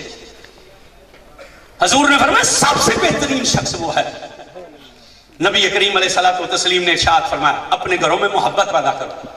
حضور نے ارشاد فرمایا شیطان زنا کروا کر اتنا خوش نہیں ہوتا، شیطان قتل کروا کر اتنا خوش نہیں ہوتا، حتیٰ کہ شیطان سود کھلا کر بھی اتنا خوش نہیں ہوتا جتنا میاں بیوی کو لڑا کر خوش ہوتا ہے۔ سب سے زیادہ خوشی شیطان کو تب ہوتی ہے جب میاں بیوی لڑتے ہیں۔ پھر اس میلاد شریف کی محفل میں آنے والوں، یہ بھی میلاد ہی ہے جو میں بیان کر رہا ہوں۔ شیطان کو خوش کرنا ہے کہ اللہ کو خوش کرنا ہے؟ سارے نہیں بولے۔ شیطان کو خوش کرنا ہے کہ رحمان کو خوش کرنا ہے؟ اونچا بولو ذرا۔ پھر وعدہ کرتے ہو کہ آج کے بعد ہم اپنے گھروں میں لڑائی نہیں کریں گے؟ ہاتھ کھڑا کریں، ہاتھ کھڑا۔ آج کے بعد ہم اپنے گھروں میں جھگڑے، آج کے بعد ہم اپنے گھروں میں گالیاں نہیں بکیں گے، آج کے بعد ہم بے عزتی نہیں کریں گے کسی کی۔ یار کیا ہوا اگر بیوی بول بھی پڑتی ہے تو چپ کر جاؤ۔ تمہارے گھر میں کمبائن فیملی سسٹم ہے، ہمارے یہاں ساس کی بھی باتیں اس نے سننی ہیں، دیور کی بھی سننی ہیں، جیٹ کی بھی سننی ہے، سو سب زندہ تھے وہ بابا بھی نہیں کھلوندا، سارا دن اس نے سننی ہے سب کی، تو اس نے تمہارے پہ نہیں نکال لی اور کس پر نکال لی؟ پھر اس نے بھی تو اپنی بڑاس نکال لی۔ ایک بندہ ایک بزرگ کے پاس گیا، اس نے جا کر اپنی بیوی کی بدخوئی کی، بابا جی چپ کر گیا۔ تھوڑی دیر بعد بابا جی نے کہا یہ بتلا تیرے کپڑے کون دھوتا ہے؟ انہوں نے کہا میری بیوی۔ آپ نے فرمایا تیرا کھانا کون پکاتا ہے؟ اس نے کہا میری بیوی۔ آپ نے فرمایا جب تو گھر سے باہر جائے تیرے گھر کی رکھوالی کون کرتا ہے؟ اس نے کہا میری بیوی۔ آپ نے فرمایا تو بیمار ہو جائے تو تیری تیمارداری کون کرتا ہے؟ اس نے کہا میری بیوی۔ انہوں نے کہا یہ بتلا تیرے بچوں کو کون سنبھالتا ہے؟ اس نے کہا میری بیوی۔ تو انہوں نے کہا شرم نہیں آتی؟ وہ اتنے کام کرتی ہے، ایک بولتی ہے تو وہ بھی نہیں برداشت کرتا۔ ہنسنے کی باتیں نہیں ہیں، ہنسنے کی نہیں ہے، سنجیدہ گفتگو۔ اس نے کہا وہ اتنے کام کرتی ہے تیرے، اگر وہ ایک بولی پڑتی ہے تو یہ بھی برداشت نہیں۔ زندگی میں یاد رکھنا رشتے اور تعلق خامیاں دیکھ کر نہیں نبھتے۔ اگر آپ کمزوریاں اور خامیاں دیکھیں گے نا کبھی رشتے نہیں رہیں گے۔ رشتے اور تعلق اس وقت نبھتے ہیں کہ جب آپ خوبیوں سے غرض رکھیں، آپ کی نگاہ خوبیوں پر ہو کہ اس کے اندر یہ اچھائی ہے، پھر اس کے ساتھ وفا کا یہ حق ہے کہ تم دعا کرو اللہ سے کہ یا اللہ یہ جو اس میں کمزوری ہے اسے دور کر دے، اگر تم اس کے ساتھ مخلص ہو تو۔ یہ میری بڑی قیمتی باتیں نے سننا۔ حضور نے فرمایا شیطان سب سے زیادہ خوش ہوتا ہے میاں بیوی کو لڑا کر۔ یہاں بیٹیاں بہنیں سن رہی ہیں، ان کو بھی سمجھ لینا چاہیے۔ ایک صحابی اٹھا، اس نے کہا یا رسول اللہ شیطان تو میاں بیوی کو لڑا کر خوش ہوتا ہے، اللہ کب خوش ہوتا ہے؟ حضور مسکرائے. آپ نے فرمایا جب میاں بیوی ایک دوسرے کو مسکرا کر دیکھتے ہیں تو اللہ ان دونوں کو مسکرا کر دیکھتا. اچھا ہوں سویرے بھی نہ ہوئے بھی منڈی کے زمان والے کام تے نہیں جان کرمالی نہ کرن تو میں نے ایک کے مسکرا میں تینوں ایک کے مسکرا. پچھلی آج ہی قضا کرنی ہے قضائے عمری آج ہی دینی. یہ مطلب بھی نہیں ہے ابھی آپ کام پہ نہ جائیں. حضور نے فرمایا جب میاں بیوی ایک دوسرے کو مسکرا کر دیکھتے ہیں تو اللہ ان دونوں. کیوں؟ اس لیے کہ یہ جو رشتہ میاں بیوی کا ہوتا ہے نا یہ کلمے کی بنیاد پر قائم ہوتا ہے. حضور ایسے ہی ہے نا, یہ کلمے کی بنیاد پر قائم ہے. کلمہ پڑھایا جاتا ہے نا, کلمہ پڑھا کے کہا جاتا ہے نا کہ فلاں بنت فلاں یہ حق مہر کے اندر تیرے حق زوجیت میں دیا قبول کیا. بچی سے بھی کہا جاتا ہے فلاں بن فلاں اتنے حق مہر میں شریعت محمدی کے تحت تیرے تجھے اس کے نکاح میں دیا جاتا ہے, تو نے قبول کیا کہ نہیں کیا؟ وہ کہتی ہے قبول کیا. ایک اس کلمے کی برکت سے وہ تمہارے گھر میں آ جاتی ہے. تم اسے کہتے ہو کہ تو نے ایسے کپڑے نہیں پہننے, وہ کہتی ہے جیسے آپ کہیں گے پہنوں گی. تو نے فلاں کھانا نہیں پکانا, وہ کہتی نہیں پکاؤں گی. تو نے اپنے بھائیوں سے نہیں ملنا, وہ کہتی نہیں ملوں گی. تو نے ماں باپ کی طرف بھی جانا, نہیں جاؤں گی. تیرا فلاں رشتہ دار میرے گھر میں نہ آئے, وہ کہتی ہے نہیں آئے گا. تو نے گھر کے باہر قدم نہیں رکھنا, وہ کہتی ہے نہیں نکلوں گی. تم نے کہا برقع پہننا ہے, اس نے کہا پہنوں گی. تم نے کہا اونچی آواز نہ ہو, اس نے کہا بالکل نہیں ہوگی. میں جب آؤں تو پانی گرم ہوں, اس نے کہا ہوگا. کتنی غلامی کرتی ہے صرف ایک کلمہ پڑھ کے, کتنی غلامی کرتی ہے. یہ کلمہ ہم نے بھی تو پڑھا, ہم نے کوئی نہیں پڑھا. ایک عورت کلمہ پڑھ کے ہمارے نکاح میں آ جائے وہ تو اتنی پابند ہے. تو یہی کلمہ پڑھ کے ہم حضور کی غلامی میں آئے, ہمارے اوپر کوئی پابندی نہیں. ہم نے یہ کلمہ نہیں پڑھا, ہم پہ کوئی پابندی نہیں. توجہ کرنا بس, میں گفتگو کو آگے لے کر بڑھتا ہوں, میں یہاں طوالت میں نہیں جاتا. فرمایا تم میں سب سے بہترین ہو. کتنی محبت تھی حضور کو اپنی بیویوں سے. حضور وہ جو حدیث ثلاثہ ہے اس میں حضور نے کیا کہا؟ حضور نے فرمایا مجھے تمہاری دنیا میں سے 3 چیزیں پسند ہیں. خوشبو, میری بیویاں, اور نماز میری آنکھوں کی ٹھنڈک بنا دی. حضرت عائشہ پاک رضی اللہ تعالیٰ عنہ سے کتنی محبت تھی. حضرت عائشہ فرماتی ہیں آج بھی اللہ تعالیٰ آپ سب کو زیارہ نصیب فرمایا. یہ جو باب بقیع ہے نا جہاں سے لوگ سلام کر کے نکلتے ہیں, اور اس کے پیچھے باب جبریل ہے. یہ باب جبریل اور باب بقیع کے درمیان 2 کھڑکیاں ہیں, ان کے آگے ایک دیوار بنی ہوئی ہے. یہ دیوار اس جگہ پر ہے کہ صحابہ جو تھے وہ یہاں جنازہ لے آتے تھے. پہلے طریقہ یہ تھا کہ جنازہ جب ہوتا تھا نا حضور خود تشریف لے جاتے, خود غسل دیتے, جنازہ پڑھتے. پھر صحابہ نے سوچا حضور کو تکلیف ہوتی ہے, انہوں نے عرض کی یا رسول اللہ آپ تشریف نہ لایا کریں, جب جنازہ تیار ہوگا ہم آپ کو بلا لیا کریں گے. پھر صحابہ نے سوچا حضور کی مصروفیات بڑھ گئی ہیں تو ہم کیوں نبی پاک کو تکلیف دیں, تو انہوں نے عرض کی حضور آپ تشریف نہ لایا کریں, ہم جنازہ آپ کے در اقدس پر لے آیا کریں. تو یہاں وہ جنازہ لاتے تھے, حضور یہاں جنازہ پڑھاتے تھے. اس دیوار کے پیچھے 2 کھڑکیاں ہیں. ایک کھڑکی کے اوپر نا سبز رنگ میں سنہری گولڈن کلر سے لکھا ہوا ہے ان اللہ و ملائکتہ یصلون علی النبی, یہ آیت لکھی ہوئی ہے.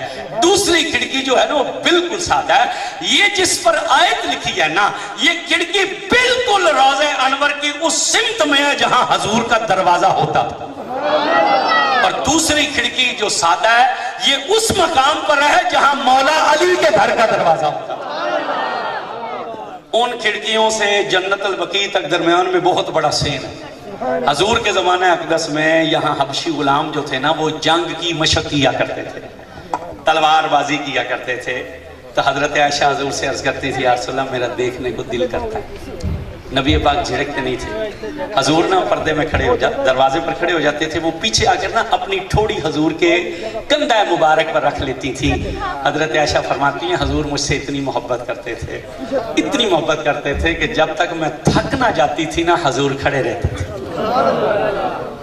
جب تک میں تھک نہ جاتی تھی حضور کھڑے رہتے. حضور نے کہا سب سے بہترین شخص ہر اس بیوی کو حضور کا میلاد منانا چاہیے جس کا حق اس کے خامد پر بیان کیا, اور ہر اس خامد کو حضور کا میلاد منانا چاہیے جس کا حق اس کی بیوی پر بیان کیا. کہ جب حضرت صدیق اکبر نے دیکھا اونٹنی نے بھی حضور کو سجدہ کیا, ہرنی نے بھی سجدہ کیا, درختوں نے بھی سجدہ کیا, پتھروں نے بھی سجدہ کیا, تو رونے لگے ابو بکر. حضور نے فرمایا کیوں روتے ہو؟ انہوں نے کہا یا رسول اللہ ان ہرنیوں سے, ان اونٹنیوں سے, ان درختوں سے, ان پتھروں سے زیادہ میں آپ سے محبت کرتا ہوں, مجھے اجازت دیجیے میں آپ کو سجدہ کروں. حضور نے فرمایا سن ابو ابو بکر میری شریعت میں اگر اللہ کے سوا کسی کو سجدے کی اجازت ہوتی تو میں بیوی کو حکم دیتا کہ اپنے خامد کو سجدہ کرے. ہر اس خامد کو حضور کا میلاد منانا چاہیے جس کا حق اس کی بیوی پر یہاں. اور یہ بیویاں سن رہی ہیں سن لا چاہیے. یہ حضور نے احسان کیا تم پر کہ سجدہ ممنوع کر دیا، ورنہ یہ جسے دیکھ کر منہ بناتی ہو نا اسے تمہیں پہلے سجدہ کرنا پڑنا تھا. روزانہ 5 مرتبہ تمہیں اس کے پیروں میں سر رکھنا پڑنا تھا. یہ حضور کا احسان ہے کہ حضور نے ممنوع کیا اپنی امت میں اللہ کے سوا سجدہ، نہیں تو تمہیں لگ پتا جاتا. لیکن اس کے حق کو پہچانو. حضور نے ارشاد فرمایا جس عورت کا انتقال اس حال میں ہوا کہ اس کا خامد اس پر راضی تھا، اللہ قیامت کے دن اس کا حساب ہی نہیں لے گا. کیا کہتے تھے بابا فرید رحمت اللہ علیہ ساری زندگی کہ ہائے کاش میں کافر ہوتا، کلمہ پڑھ کر مسلمان ہوتا، میری موت آ جاتی قبر میں، قیامت کے دن بغیر حساب بخش دیا جاتا. فرماتے ہیں کلمہ پڑھتے ہی موت آتی، قیامت کے دن حساب ہی نہ ہوتا، بغیر حساب. پھر روتے تھے، فرماتے تھے اے کاش میں عورت ہوتا، فرض ادا کرتا اور اپنے خامد کی خدمت کرتا، قیامت کے دن بغیر حساب بخش دیا جاتا. حق پہچانو اپنے خامد کا، اس کی عزت کرو، اس کی عزت کرو. ہر اس خامد کو حضور کا میلاد، ہر اس مزدور کو حضور کا میلاد منانا چاہیے جس کا حق بیان کرتے ہوئے فرمایا تھا کہ مزدور کی مزدوری اس کا پسینہ سوکھنے سے پہلے دے دے. کون دیتا مزدور کو مزدوریاں؟ حضور نے ارشاد فرمایا قیامت کے دن لوگوں کی طرف سے میں خود وکیل بن کر آؤں گا. اور ان میں پہلے شخص کا کیا فرمایا کہ ایک شخص ایک مزدور کو کام پہ لایا، اس نے اسے کام تو لیا مگر مزدوری نہ دی. حضور نے فرمایا قیامت کے دن اس مزدور کی طرف سے میں مدعی بن کر اللہ کے دربار میں پیش ہوں گا. ہر اس مزدور کو حضور کا میلاد منانا، ہر اس مولوی کو حضور کا میلاد منانا چاہیے جس کے ہاتھ حضور کی وجہ سے چومے جاتے ہیں. کون پوچھتا ہمیں جے میں ویکھا عملہ ولے تے کچھ نہیں میرے پلے، بس میں چڑھ جائے نا اور بس بھری ہوئی ہو تو لوگ ہمارے لیے سیٹیں چھوڑ دیتے ہیں. بینک بل جمع کرانے چلے جائیں تو کوئی لائن میں نہیں ہمیں لگنے دیتا. گارڈ آ کے کہتا ہے آپ کو اندر صاحب نے بلایا ہے. صاحب کہتا ہے بیٹھو چائے پیو گے کہ ٹھنڈا؟ کیا کام تھا؟ بل لاؤ ادھر میں ابھی جمع کرواتا ہوں. آپ لائن میں کیوں لگے ہو؟ میں نے تو آپ کو نہیں پہچانا. اس نے کہا آپ نے مجھے نہیں پہچانا لیکن میں آپ کو پہچانتا. کون ہماری عزت کرتا؟ ہوں میں اپنے پیٹی پر امن گل کرنے لگا نا. گھر میں تو 2 روٹیاں ہوتی ہیں، چھپی میں اور کولی میں سالن ہوتا ہے. تو پانی واسطے بھی کئی باری آگنا پہنتا اللہ دے بندے روٹی دے چھڑیے پانی تو دے چھڑو. لیکن جب کسی کے یہاں محفل پڑھنے کے لیے جاتے ہیں 4 بندے ہوتے ہیں، ایک تولیہ پکڑ کے کھڑا، ایک لوٹا پکڑ کے کھڑا، ایک صابن پکڑ کے کھڑا، ایک جوتی اٹھا کے کھڑا. کھانا لگانے کی بیاری ہے، 4 بندے کھانا لا رہے ہیں، 5واں اوپر کھڑا بار بار پوچھ رہا ہے کسی چیز کی ضرورت، کسی چیز کی. کون عزت کرتا ہماری؟ کون ہمیں پوچھتا؟ سلام نہ لیتے اگر ہمارا حال ظاہر ہو جائے. 100 بندوں کی نہیں 1000 بندے کی پنچایت بیٹھی ہو اور اس میں مولوی صاحب بھی بیٹھے ہوں اور بچہ آ جائے، وہ باپ سگے کے گھٹنوں کا ہاتھ نہیں لگاتا، وہ آ کر قاری صاحب کے گھٹنوں کا ہاتھ لگاتا. کون عزت کرتا ہماری؟ ووٹ دیتا کوئی مولویوں کو؟ ہزاروں ووٹ نکلے کہ نہیں نکلے کسی بھی مسئلہ کیوں پڑے ووٹ کے نہیں پڑے؟ یہ بچنے سیاستدان تھے، یہ تو لوگوں کو فون کر کر کہتے تھے کہ 50,000 بھیج رہا ہوں دفتر بناؤ، روزانہ جتنا خرچہ ہوگا اتنے پیسے آئیں گے. اور الیکشن والے دن میرا کیمپ لگانا، تمبو میں بھیجوں گا، میزیں میں بھیجوں گا، کرسیاں میں بھیجوں گا، کھانا بھی میں بھیجوں گا، جتنے بندے ایجنٹ ہوں گے ان کے لیے 2-2 ہزار روپیہ بھی میں بھیجوں گا. کروڑوں روپیہ الیکشن پر لگایا اس طرح. لیکن جب مولوی کھڑے ہوئے کسی بھی مسلک کے تھے، نمازی نے کہا آپ نے کچھ نہیں کرنا، اشتہار بھی میں چھپواؤں گا. سبحان اللہ اچھی نہیں کرنی، پرچہ ہو جائے اور تسی ڈر گئے ہو. اشتہار بھی میں چھپواؤں گا، دفتر بھی میں جیب سے بناؤں گا، خرچہ بھی جیب سے کروں گا. اور جب الیکشن کا دن آیا اس نے کہا کیمپ بھی ہم لگائیں گے، کھانا بھی گھر سے کھا کے آئیں گے، لوگوں کو اپنے گھروں سے کھلائیں گے، اور کوئی رکشہ کوئی تمہیں کار بیچنے کی ضرورت نہیں ہے. اپنی ٹرالیوں پر، اپنے ٹریکٹروں پر، اپنے موٹر سائیکلوں پر ہم ووٹ کھینچ کر لائیں گے. ارے کون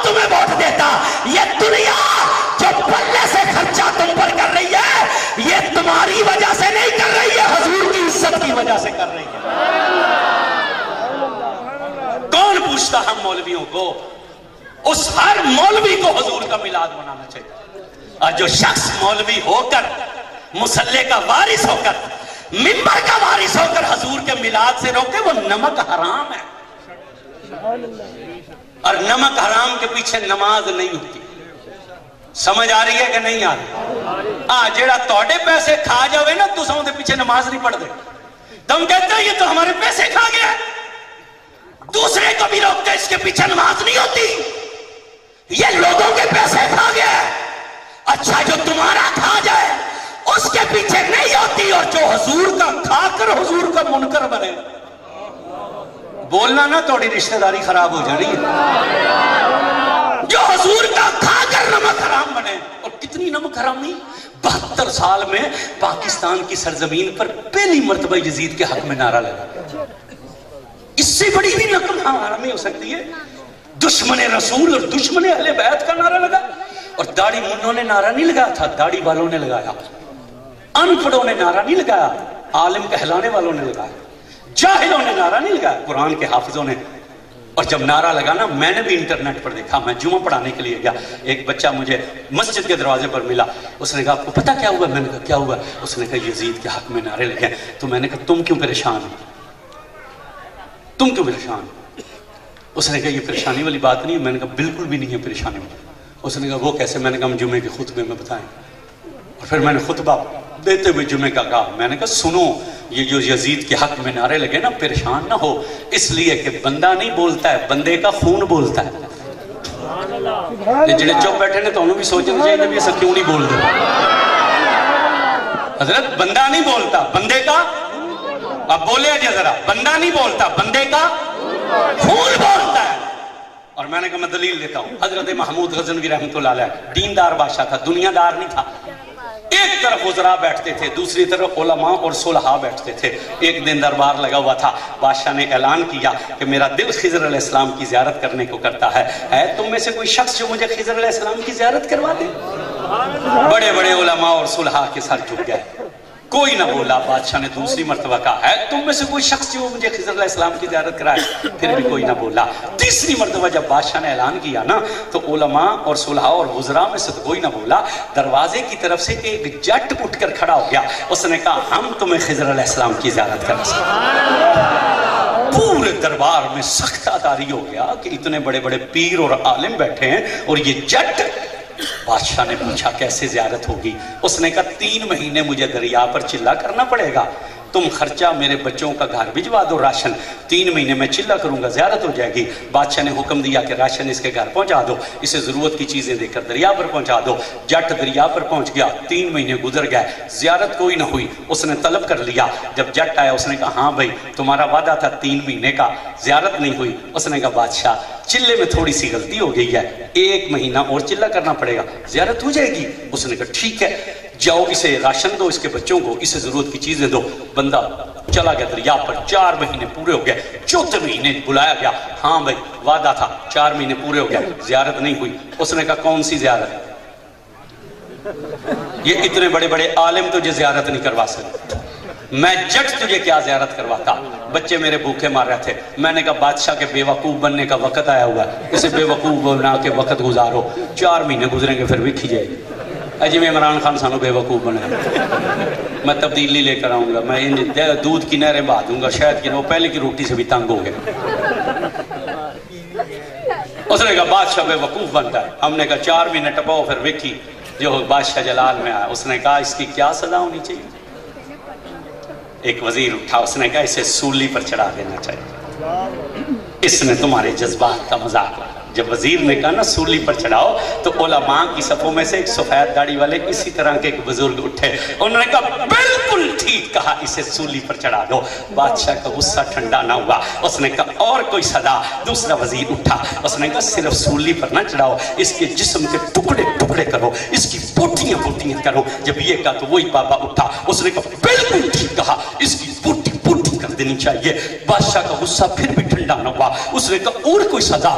تیسرا وزیر اٹھا، اس نے کہا صرف بوٹیاں نہیں کرنی چاہیے، اس کی بوٹیاں کتوں کو ڈالنی چاہیے تاکہ آئندہ کسی کو بادشاہ کا مذاق اڑانے کی جرت نہ ہو. وہ بابا جی اٹھے اور انہوں نے کہا بالکل ٹھیک کہا، اس کی بوٹیاں کتوں کو ڈال चाहिए। अब बादशाह का गुस्सा कुछ ठंडा हुआ, उसे मोहब्बत थी अय्याज से। उसने देखा अय्याज की तरफ, उसने कहा अय्याज तू बतला इसकी क्या सजा होनी चाहिए। अय्याज ने कहा बादशाह लाखों दुनिया तेरे खजाने से खाती है, अगर इस एक ने खा लिया है तो कौन सी कमी आ गई है, अगर इस एक ने खा लिया तो कौन सी कमी आ गई है। मेरी राय ये है कि इसे माफ कर देना चाहिए। जब अय्याज ने ये कहा ना, वही बाबा जी उठकर खड़े हो गए, उन्होंने कहा बिल्कुल ठीक कहा, इसे माफ कर देना चाहिए। महमूद ने मुंह बाबे की तरफ किया, ओसा क्या बाबा किसे हेक गालते तक खलो जा, किसे हेक गालते तक खलो जा। पहले ने कहा सूली चढ़ाओ, तूने कहा बिल्कुल ठीक कहा। दूसरे ने कहा नहीं टुकड़े भी करो, तूने कहा ठीक कहा। तीसरे ने कहा खाली टुकड़े ना करो, कुत्तों के आगे डालो, तुमने कहा, इसने भी ठीक कहा। ये अय्याज कहता है माफ कर दो, तुमने कहा, इसने भी ठीक कहा। एक बात पर तो खड़ा हो जा। तो बाबे ने कहा बादशाह सुन, बंदा नहीं बोलता है, बंदे का खून बोलता है। जिनके खून में हजूर की वफा है वो हाथ उठा करके सुभान अल्लाह। उसने कहा बंदा नहीं बोलता, बंदे का खून बोलता है। महमूद ने कहा वो कैसे? उसने कहा ये जो पहला था ना जिसने कहा सूली चढ़ाओ, इसका बाप था जल्लाद, वो लोगों को देता था सूलियां। ये नहीं बोला, इसके खून का असर बोला, इसने कहा सूली दो। और ये जो दूसरा था ना जिसने कहा सिर्फ सूली ना दो, इसके जिस्म की बोटी वोटी करो, इसका बाप कसाई था, वो गोश्त बनाता था, ये ना बोला, इसके खून का असर बोला। इसने कहा खाली सूली ना दो, बोटियां भी करो। और ये जो तीसरा है ना जिसने कहा कुत्तों के आगे डालो, इसका बाप कुत्ते नहलाया करता था, ये नहीं बोला, इसके खून का असर बोला। और ये जो अय्याज है ना इसने कहा इसे माफ कर दो। असल में ये सैयद है और सैयदों के खून का असर ये है कि वो माफ कर देते हैं। सुभान अल्लाह बड़ी जी, ऐसे नहीं दोनों हाथ उठा कर कहो सुभान अल्लाह। रसूलुल्लाह की औलाद का नाम लिया ना, सीने का जोर लगा कर कहो सुभान अल्लाह। उसने कहा ये सैयद है और सैयदों के खून की तासीर ये है कि सैयद माफ कर देते हैं। तो महमूद ने अय्याज की तरफ देखा, उसने कहा तुम सैयद हो, तुमने आज तक हमें ना पता चलने दिया। अय्याज रोने लगा, उसने कहा ये एक राज था जो मेरे और मेरे अल्लाह के दरमियान था, लेकिन इस बाबे ने मेरा राज खोल दिया। अब मैं इस बाबे का राज खोलता हूँ। ये जो 4 महीने से खिजर खिजर करता है ना, ये बाबा ही खिजर अलैहिस्सलाम है, खिज़र अलैहिस्सलाम है। सुनिए सुनिए, मैंने कहा परेशान क्यों हो? जिन्होंने नारे लगाए ना अमीर यजीद जिंदाबाद, वो नहीं बोले, उनका खून बोला। इसलिए कि जिनके बड़ों ने इमाम हुसैन पर तीर चलाए थे उनकी औलादें यजीद के नारे लगा रही हैं, और जिनके बड़ों ने हुसैन के कदमों में सर कटाए थे उनकी औलादें हुसैन के नारे लगा रही हैं। बंदा नहीं बोलता, बंदे का। इसलिए हर मौलवी को हजूर का मिलाद। आखिरी मेरे जुमले तवज्जो कीजिए, हमने हजूर के लिए क्या किया? हम तो 8 दिन के बाद हजूर पर सलाम नहीं पढ़ सकते। 8 दिन बाद जुमे का दिन आता है, और जब जुमे की नमाज होती है तो आधी से ज्यादा मस्जिद जूतियां निकाल कर नमाजी निकल जाते हैं जूतियां। 8 दिन बाद भी हम हजूर पर सलाम नहीं पढ़ सकते। खाके क्यों ना बने? उन्हें पता है कि जो कौम अपने नबी पर सलाम नहीं पढ़ सकती, और जुमे की नमाज खत्म होते ही पहले तो कई फर्ज पढ़ के भाग जाते हैं। इतने नमाजी होते हैं ना ये, तो फिर ये खुतबे में ना आते जो फर्ज पढ़कर भागते। सुन्नत इन्होंने घर में जाकर क्या पढ़नी? 70% नमाजी जूती उठाकर निकल जाते हैं। हम तो हुजूर पर एक जुमे को सलाम नहीं 8 दिन बाद पढ़ सकते। कल क़यामत को हुजूर के सामने किस मुंह से जाकर कहेंगे या रसूलल्लाह मेरी शफाअत करें? हजूर ने अगर पूछ लिया कि तेरे पास तो 8 दिन बाद भी हम पर सलाम पढ़ने के लिए वक्त नहीं था, क्या जवाब दोगे? मैं उम्मीद करूंगा आज के बाद अब जुमा पढ़कर सलाम पढ़े बगैर नहीं दौड़ेंगे। अब वो बंदा सिर्फ इंशाअल्लाह करके हाथ खड़ा करे जो पक्का रहे, जिसने भागना वो हाथ ना खड़ा करे। किसी की शरई मजबूरी हो तो ठीक है, वरना इस तरह तो नहीं। हर जुमे भी तो मजबूरी नहीं ना। 8 दिन बाद भी तुम 10 मिनट हजूर के लिए सलाम नहीं पढ़ सकते। हमने हजूर के लिए क्या किया? पूछो उनसे जो पिक गए थे हजूर के लिए। नाम सुना है हजरत सलमान फारसी का? जिन्होंने नहीं सुनना सुन लो। 250 साल उम्र थी जब हजूर के पास आए। 2 रवायतें, एक में 250 साल है, दूसरी में 350 साल। मैंने 250 वाली रवायत। और ये वो सहाबी है, रहने वाला ईरान का है, लेकिन हजूर ने फरमाया था सलमान मिन्ना अहले बैत, ये मेरी अहले बैत में शामिल है। 3 मरतबा मैंने उनके मजार पर हाजिरी दी। आज भी उनकी कब्र अतर के ऊपर लिखा हुआ है सलमान मिन्ना अहले बैत, सलमान मेरी अहले बैत में शामिल। कौन सी वही अहले बैत जिसके हक में कहा इन्नमा युरीदुल्लाहु लियुज़हिबा अन्कुमुर रिज्सा अहलल बैत व युताहिरकुम ततीरा। ये मेरी अहले बैत में से है। और हुजूर उनके रोज़ा अनवर के दरवाजे पर सलमान फारसी नहीं लिखा हुआ, उनके रोज़े के दरवाजे पर लिखा हुआ सलमान मोहम्मदी। आवाज नहीं आ गया, सलमान मोहम्मद। हमने हुजूर के लिए क्या किया? फरमाते हैं मैं ईरान का रहने वाला था, मेरा बचपन था, हमारे घर के बाहर एक बोर्ड का दरख्त था, यहूदियों की एक जमात वहां इकट्ठे। वो जब इबादत करने लगे ना तो मुझे उनका तरीका बड़ा पसंद था। कहते हैं मैं उनके साथ निकल गया, कुछ मुद्दत में यहूदी रहा, फिर मैंने ईसाई मजहब देखा तो मुझे ईसाई मजहब पसंद आया। फरमाते हैं मैं ईसाई हो गया। 80 साल फरमाते हैं मैंने उस पादरी की खिदमत की, सिर्फ इसलिए कि वो मुझे कहता था कि एक नबी आने वाला है, मैं उनका इंतजार करूं, मैं तुझे उस नबी से मिलवा दूंगा। 80 साल फरमाते हैं मैंने उसके कपड़े धोए, उसके खाना पकाया, रोटियां पकाई, झाड़ू दी उसके घर में, उसकी मुट्ठियां धोई, सिर्फ हुजूर के लिए। फरमाते 80 साल बाद वो दुनिया से रुखसत होने लगा। उसने कहा सुन सलमान, जब मैं मर जाऊं तो मुझे दफन करके तुम मगादरिया चले जाना। मगादरिया में मेरा एक साथी है, वो भी हुजूर का इंतजार कर रहा है, वो तुझे हुजूर से मिला देगा। कहते हैं उसे दफन करके जब निकला ना तो मेरी उम्र 150 साल थी। मैं मगादरिया पहुंचा, 70 साल मैंने उसकी खिदमत की। हम तो एक छड़ी सुभान अल्लाह नहीं हुजूर के लिए कह सकते।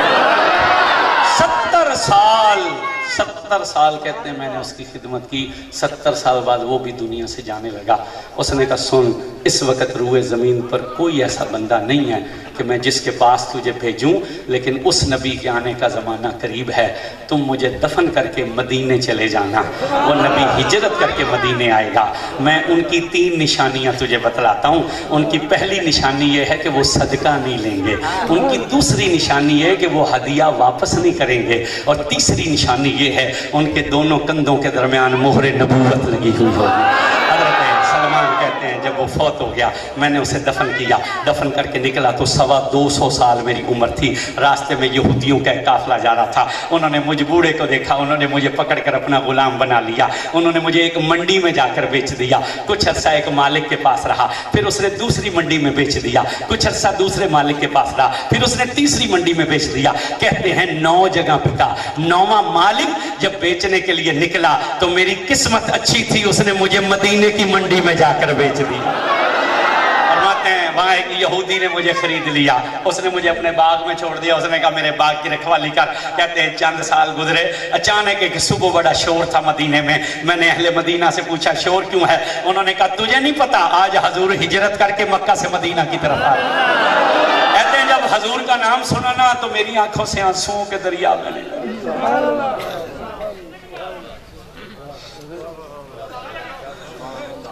मेरी आंखों से आंसू जारी हो। वो आ गए जिनके लिए मैं बिकता रहा हूं, वो आ गए जिनके लिए मैं फिरता रहा हूं। हुजूर तशरीफ ले आए। आप कुबा की बस्ती में थे, मैंने चंद खजूरें इकट्ठी की, मैं नबी पाक की खिदमत में हाजिर हुआ। वो तशरीफ फरमा था, मैंने सलाम किया, वो मुस्कुराए। मैंने खजूरें पेश की, उन्होंने फरमाया ये क्या है? मैंने कहा या रसूल अल्लाह ये सदका है। वो मुस्कुराए, उन्होंने कहा ले जा, हम सदका नहीं लिया करते। हम सदका, यही वजह है कि सुबह क़यामत तक सैयदों पर सदका हराम है। हुजूर ने फरमाया हम सदका नहीं लिया करते। कहते हैं पहली निशानी पूरी होगी। मैं वापस आ गया, फिर कुछ दिन मैंने गुजारे और फिर कुछ खजूरें इकट्ठी की, फिर हाजिर हुआ। वो तशरीफ फरमाते, मैंने सलाम पेश किया, वो मुस्कुराए। मैंने खजूरें पेश की, उन्होंने फरमाया ये क्या है? मैंने अर्ज की ये हदिया है। कहते हुजूर मुस्कुराए। सोचो तो सही, जब हुजूर मुस्कुराते हो कायनात में जान आ जाती है। जब हुजूर मुस्कुराए, रात में हुजूर मुस्कुराए, उन्होंने एक खजूर उठाकर ना अपने मुंह में रखी, एक एक अपने गुलामों में बांट दी। 2 निशानियां पूरी हो गई। कहते मैं वापस आ गया और इंतजार करने लगा कि काश वो कंधों वाली मोहर भी नजर आ जाए तो मैं कलमा पढ़ के मुसलमान हूँ। कहते हैं चंद दिन गुजरे, हुजूर एक दिन खुद ही मेरे बाग में तशरीफ हुए। फरमाते हैं उस दिन हुजूर ने कुर्ता नहीं पहना हुआ था, 2 चादरें पहनी हुई थी, एक कमर मुबारक से बांधी थी, एक कंधों पर ले रखी। बाग के दरमियान में खूह था, कुआं था। हुजूर कुएं की मडेर पर बैठ गया, अपने पांव मुबारक पानी में लटका। کہتے ہیں میں رمبا سے گوڈی کر رہا تھا، میں نے چپکے سے رمبا رکھا، خاموشی سے اٹھ کرنا حضور کی پیٹھ کے پیچھے ایک کھجور کا درخت تھا، میں اس کھجور کے پیچھے چھپ گیا اور میں نے ہاتھ اٹھا کر کہا یا اللہ کہیں جلدی سے تیز ہوا چلا دے، کہیں جلدی سے تیز ہوا چلا، یہ کندھوں والی چادر اتر جائے۔ میں وہ مور دیکھ کر کلمہ فرماتے ہیں، میں نے کہا یا اللہ جلدی سے تیز ہوا چلا، کہیں یہ کندھوں والی چادر اتر جائے اور میں کلمہ پڑھ کے مور دیکھ کر مسلمان ہوں۔ کہتے ہیں ابھی میری دعا بھی ختم نہ ہوئی تھی کہ اچانک حضور نے مڑ کر میری طرف دیکھا اور دیکھ کر فرمایا سلمان کیا دیکھنا چاہتا ہے؟ وہ مہر جو اس پادری نے تجھے بتلائی تھی۔ نہیں اس بات پر تو ہاتھ اٹھا کر کہنا چاہیے نا سلمان۔ حضور نے فرمایا کیا دیکھنا چاہتے ہو؟ وہ مہر جو اس پادری نے تجھے بتلائی تھی۔ فرماتے ہیں یہ کہہ کر حضور نے یوں کندھا مبارک سے چادر پھینکی اور میری طرف پھینکی اور پھینک کر کہا آ کر دیکھ لے میں ہی وہ محمد ہوں جس کے لیے تو بکتا چلا آیا، میں ہی وہ محمد ہوں جس کے لیے تو بکتا چلا آیا۔ ہم نے حضور کے لیے کیا کیا؟ سال بعد آتی ہے 12 ربیع الاول، سال بعد آتا ربیع الاول، ہم تو ایک جھنڈا حضور کے لیے نہیں لگا سکتے۔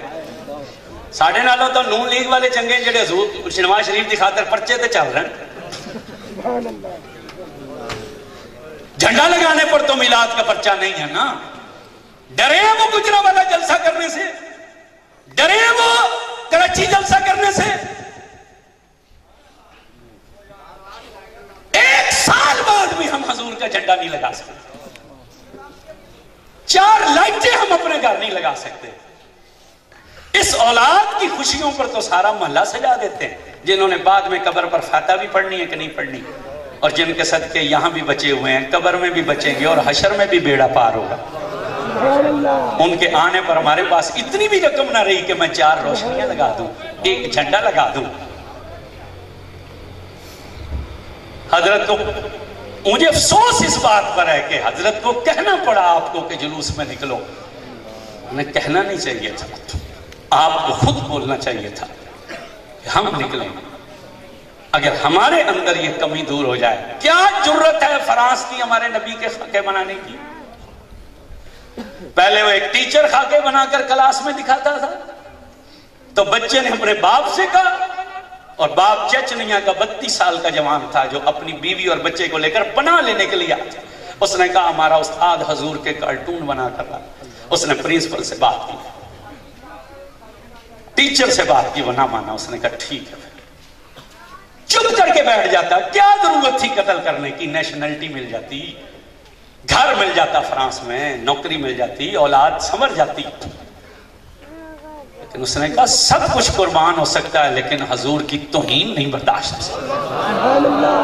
چاقو لے کر کھڑا ہوا، جب وہ نکلا نا ٹیچر وار، اس نے سڑک پر اسے لٹا کر ذبح کی، گردن اس کی علیحدہ کر دی، سر اس کا علیحدہ کر دیا۔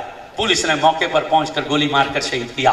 اس نے کہا مر سکتے ہیں لیکن حضور کی عزت پر سمجھوتا نہیں کر سکتے۔ لیکن آج اس ملک نے سرکاری طور پر حضور کی توہین کی ہے، انہوں نے نبی پاک کے گستاخانہ خاکے بنا کر سرکاری بلڈنگوں پر لگائے ہیں۔ ارے یہ وقت کیوں آیا ہے؟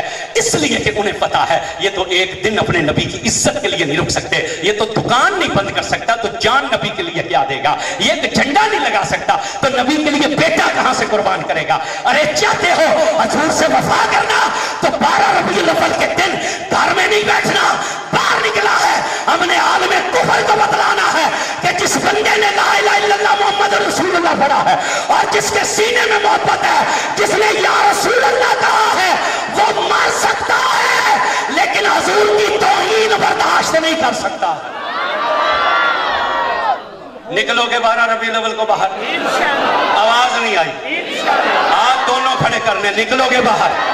گھر میں بیٹھو گے تو نہیں، جلوس پر آؤ گے؟ اونچا بولو، آؤ گے جلوس پر؟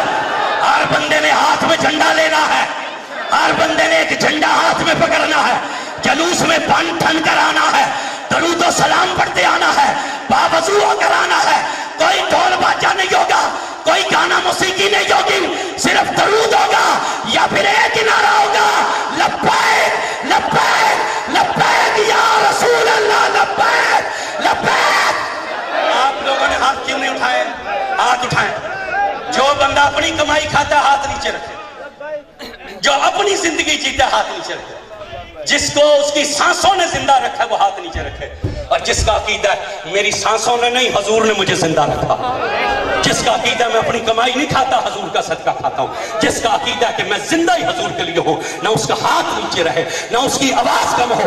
بولیے لبیک لبیک لبیک یا رسول اللہ, لبیک لبیک لبیک یا رسول اللہ, لبیک لبیک لبیک یا رسول اللہ.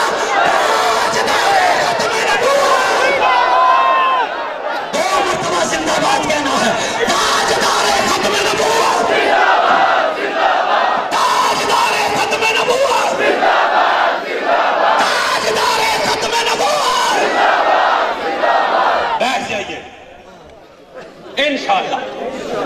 حضور کا کوئی وفادار اس دن گھر میں نہیں بیٹھے.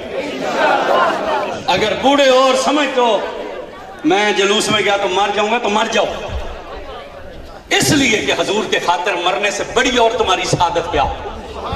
مر کر تو دیکھو حضور کے لیے. یاد رکھنا حضور مرنے نہیں دیتے. صوفی احمد دین صاحب مر گئے, خواجہ خدا بخش صاحب مر گئے, سلطان بہو مر گئے, داتا صاحب مر گئے, غوث پاک مر گئے. یہ تو بڑے بڑے ہیں. لاہور والا وہ ترخان نہیں مرا ابھی تک. لاہور کا وہ ترخان نہیں مرا ابھی تک, جو گھر سے 300 اور آری اٹھا کر کام کے لیے نکلے تھا.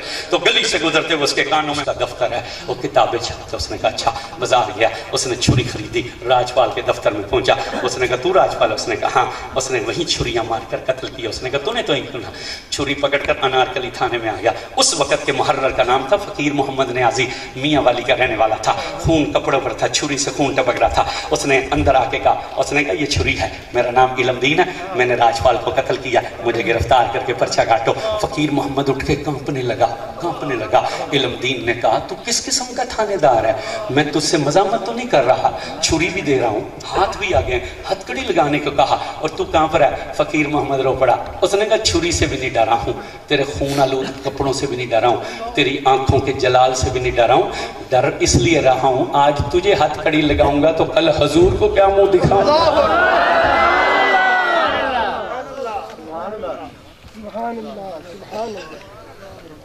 اور جس 29 اکتوبر 1931 کو جب اسے پھانسی دی گئی تھی, اسی میں 28 اکتوبر اور 29 کی رات میں یہ اپنی بیرک سے غائب ہو گئے تھے.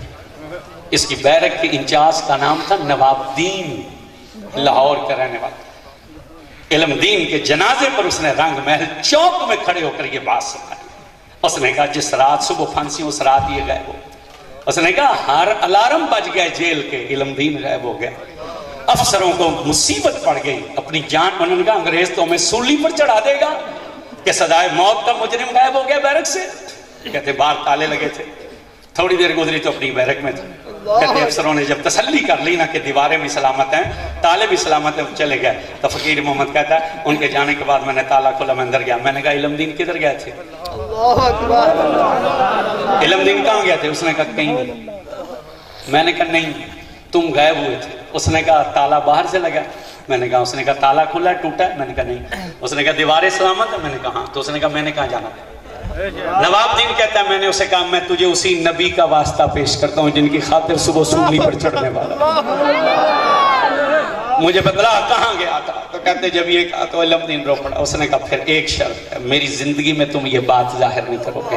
نواب دین نے کہا میں وعدہ کرتا ہوں. اس نے کہا بات یہ, حضور نے مولا علی کو فرمایا تھا علم دین نو چوک لے. سبحان اللہ نہیں کرنی تھی. علم دین کہتے ہیں حضور نے مولا علی کو حکم دیا علم دین نو چوک لے. کہتے مولا علی شیر خدا میری جیل میں. انہوں نے کہا چل تجھے حضور نے یاد کیا. کہتے میں اٹھ کر کھڑا ہو گیا. تو میں نے کہا حضور یہ تو دیواریں ہیں اور تالا لگا ہوا. ایک منٹ بیٹے بیٹھ, یہ کہیں نہیں جاتے. اس نے کہا, علم دین نے کہا مولا سے عرض کی کہ یا علی یہ تو دیواریں اور تالا لگا, ہم جائیں گے کیسے؟ تو کہتے ہیں علی مسکرایا. انہوں نے فرمایا تو ہمیں جانتا نہیں, ہم علی ہیں. جس کی ماں نے مولا کی محبت میں دودھ پلایا وہ بندہ کہ سبحان اللہ. علم دین کہتا آتا ہے مولا کائنات نے فرمایا تو ہمیں جانتا نہیں ہم علی ہیں. کہتے ہیں انہوں نے میرا ہاتھ پکڑا, ایک قدم اٹھایا تو میاں والی تھا, دوسرا قدم رکھا تو مدینہ طیبہ تھا. کہتے ہیں حضور تشریف فرماتے, جب میں پیش ہوا تو حضور نے مجھے کہا علم دین نزدیک. سبحان اللہ. کہتے ہیں میں آگے بڑھا حضور کے, تو حضور نے نا میرا ماتھا چوما. یہی وجہ ہے کہ جب جنازہ پڑھانے کا وقت آیا تھا نا تو حضرت پیر سید جماعت علی شاہ صاحب نے کہا تھا کہ علم دین کے پیروں سے کپڑا ہٹاؤ. تو لوگ چیخے مار کر رونے لگے. انہوں نے کہا تم سید ہو اور محدث ہو, رسول اللہ کی اولاد ہو, تم اس کے پاؤں چومو گے؟ تو علی پور کے سید نے کہا تھا ہاں اس لیے کہ پیشانی تو رات رسول اللہ نے چومی ہے, سید ہو کر پاؤں چومے. تو علم دین کہتے ہیں حضور نے فرمایا نیڑے ہو. میں نزدیک ہوا, حضور نے میرا ماتھا چوما. حضور نے فرمایا تجھے پریشانی تو نہیں ہے, تجھے کوئی گھبراہٹ تو نہیں ہے, تجھے ٹینشن تو نہیں ہے؟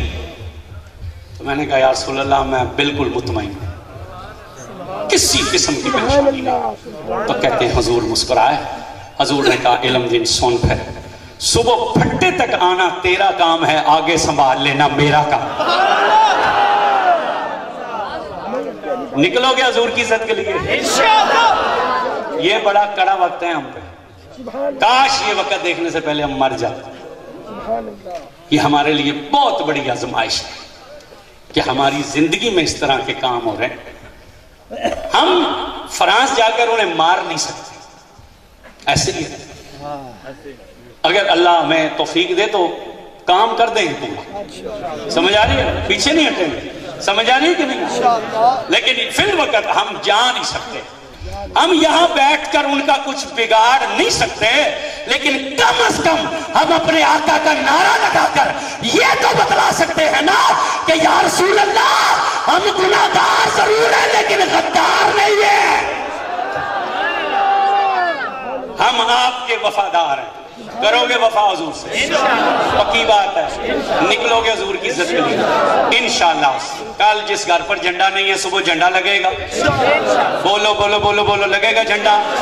جس نے ابھی تک لائٹیں نہیں لگائیں 80 روپے کی ایک لڑی ملتی ہے, 400-500 روپے حضور کے لیے خرچ لیں, اپنے گھر پر لائٹیں لگا, پتہ چلے مدینے والے کے غلام کا گھر. جھنڈا لگاؤ, سینے پر بیج لگاؤ, موٹر سائیکل پر جھنڈا, گاڑی پر جھنڈا, تمہارے سواری جو بھی ہے اس پر جھنڈا, پتہ چلے. اور اس دن نکلنا ہے عزت کے ساتھ اور شان کے ساتھ نکلنا ہے. اس ربیع الاول ہم نے دنیا کو بتلانا ہے کہ ہم حضور کے غلام ہیں اور ہم حضور کی عزت پر سمجھوتا نہیں کر سکتے.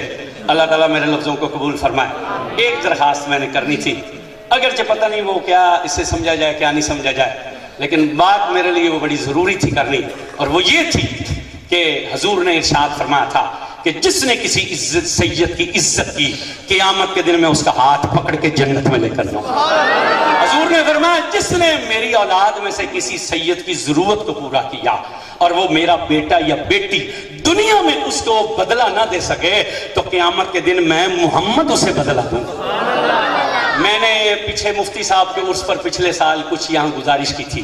میری قرابت داری میں وہ میری والدہ چونکہ سید ہیں, بیوی بھی سید ہے, ننیال خاندان ہمارا سید ہے, تو وہ کچھ بچیاں تھیں ہماری, وہ دور سے رشتہ داری میں, وہ ان کے ماں باپ فوت ہو گئے, تو وہ 3 بچیاں تھیں. ایک بچی کی شادی میں نے پچھلے سال کی تھی, 8 لاکھ روپے میں نے اکٹھا کر کے انہیں دی. میں ان کے لیے زکوٰۃ نہیں لے سکتا اس لیے کہ ان پر حرام ہے, ورنہ میں تو اپنے شہر میں کسی میل والے کو فون کر دوں تو وہ 5-7 لاکھ دے دے. میں سے سال میں 8-10 بچیوں کی شادیوں سے کرواتا ہوں, میں ان کے لیے صدقہ بھی نہیں لے سکتا. اب دوسری بچی کی اگلے بھی نے شادی رکھی, پھر ایک چھوٹی بچی ہے وہ تو بھی بہت چھوٹی ہے, میں اس کے لیے آپ کے سامنے ہاتھ پھیلا رہا ہوں, امداد کے لیے نہیں, امداد نہیں مانگ رہا آپ سے.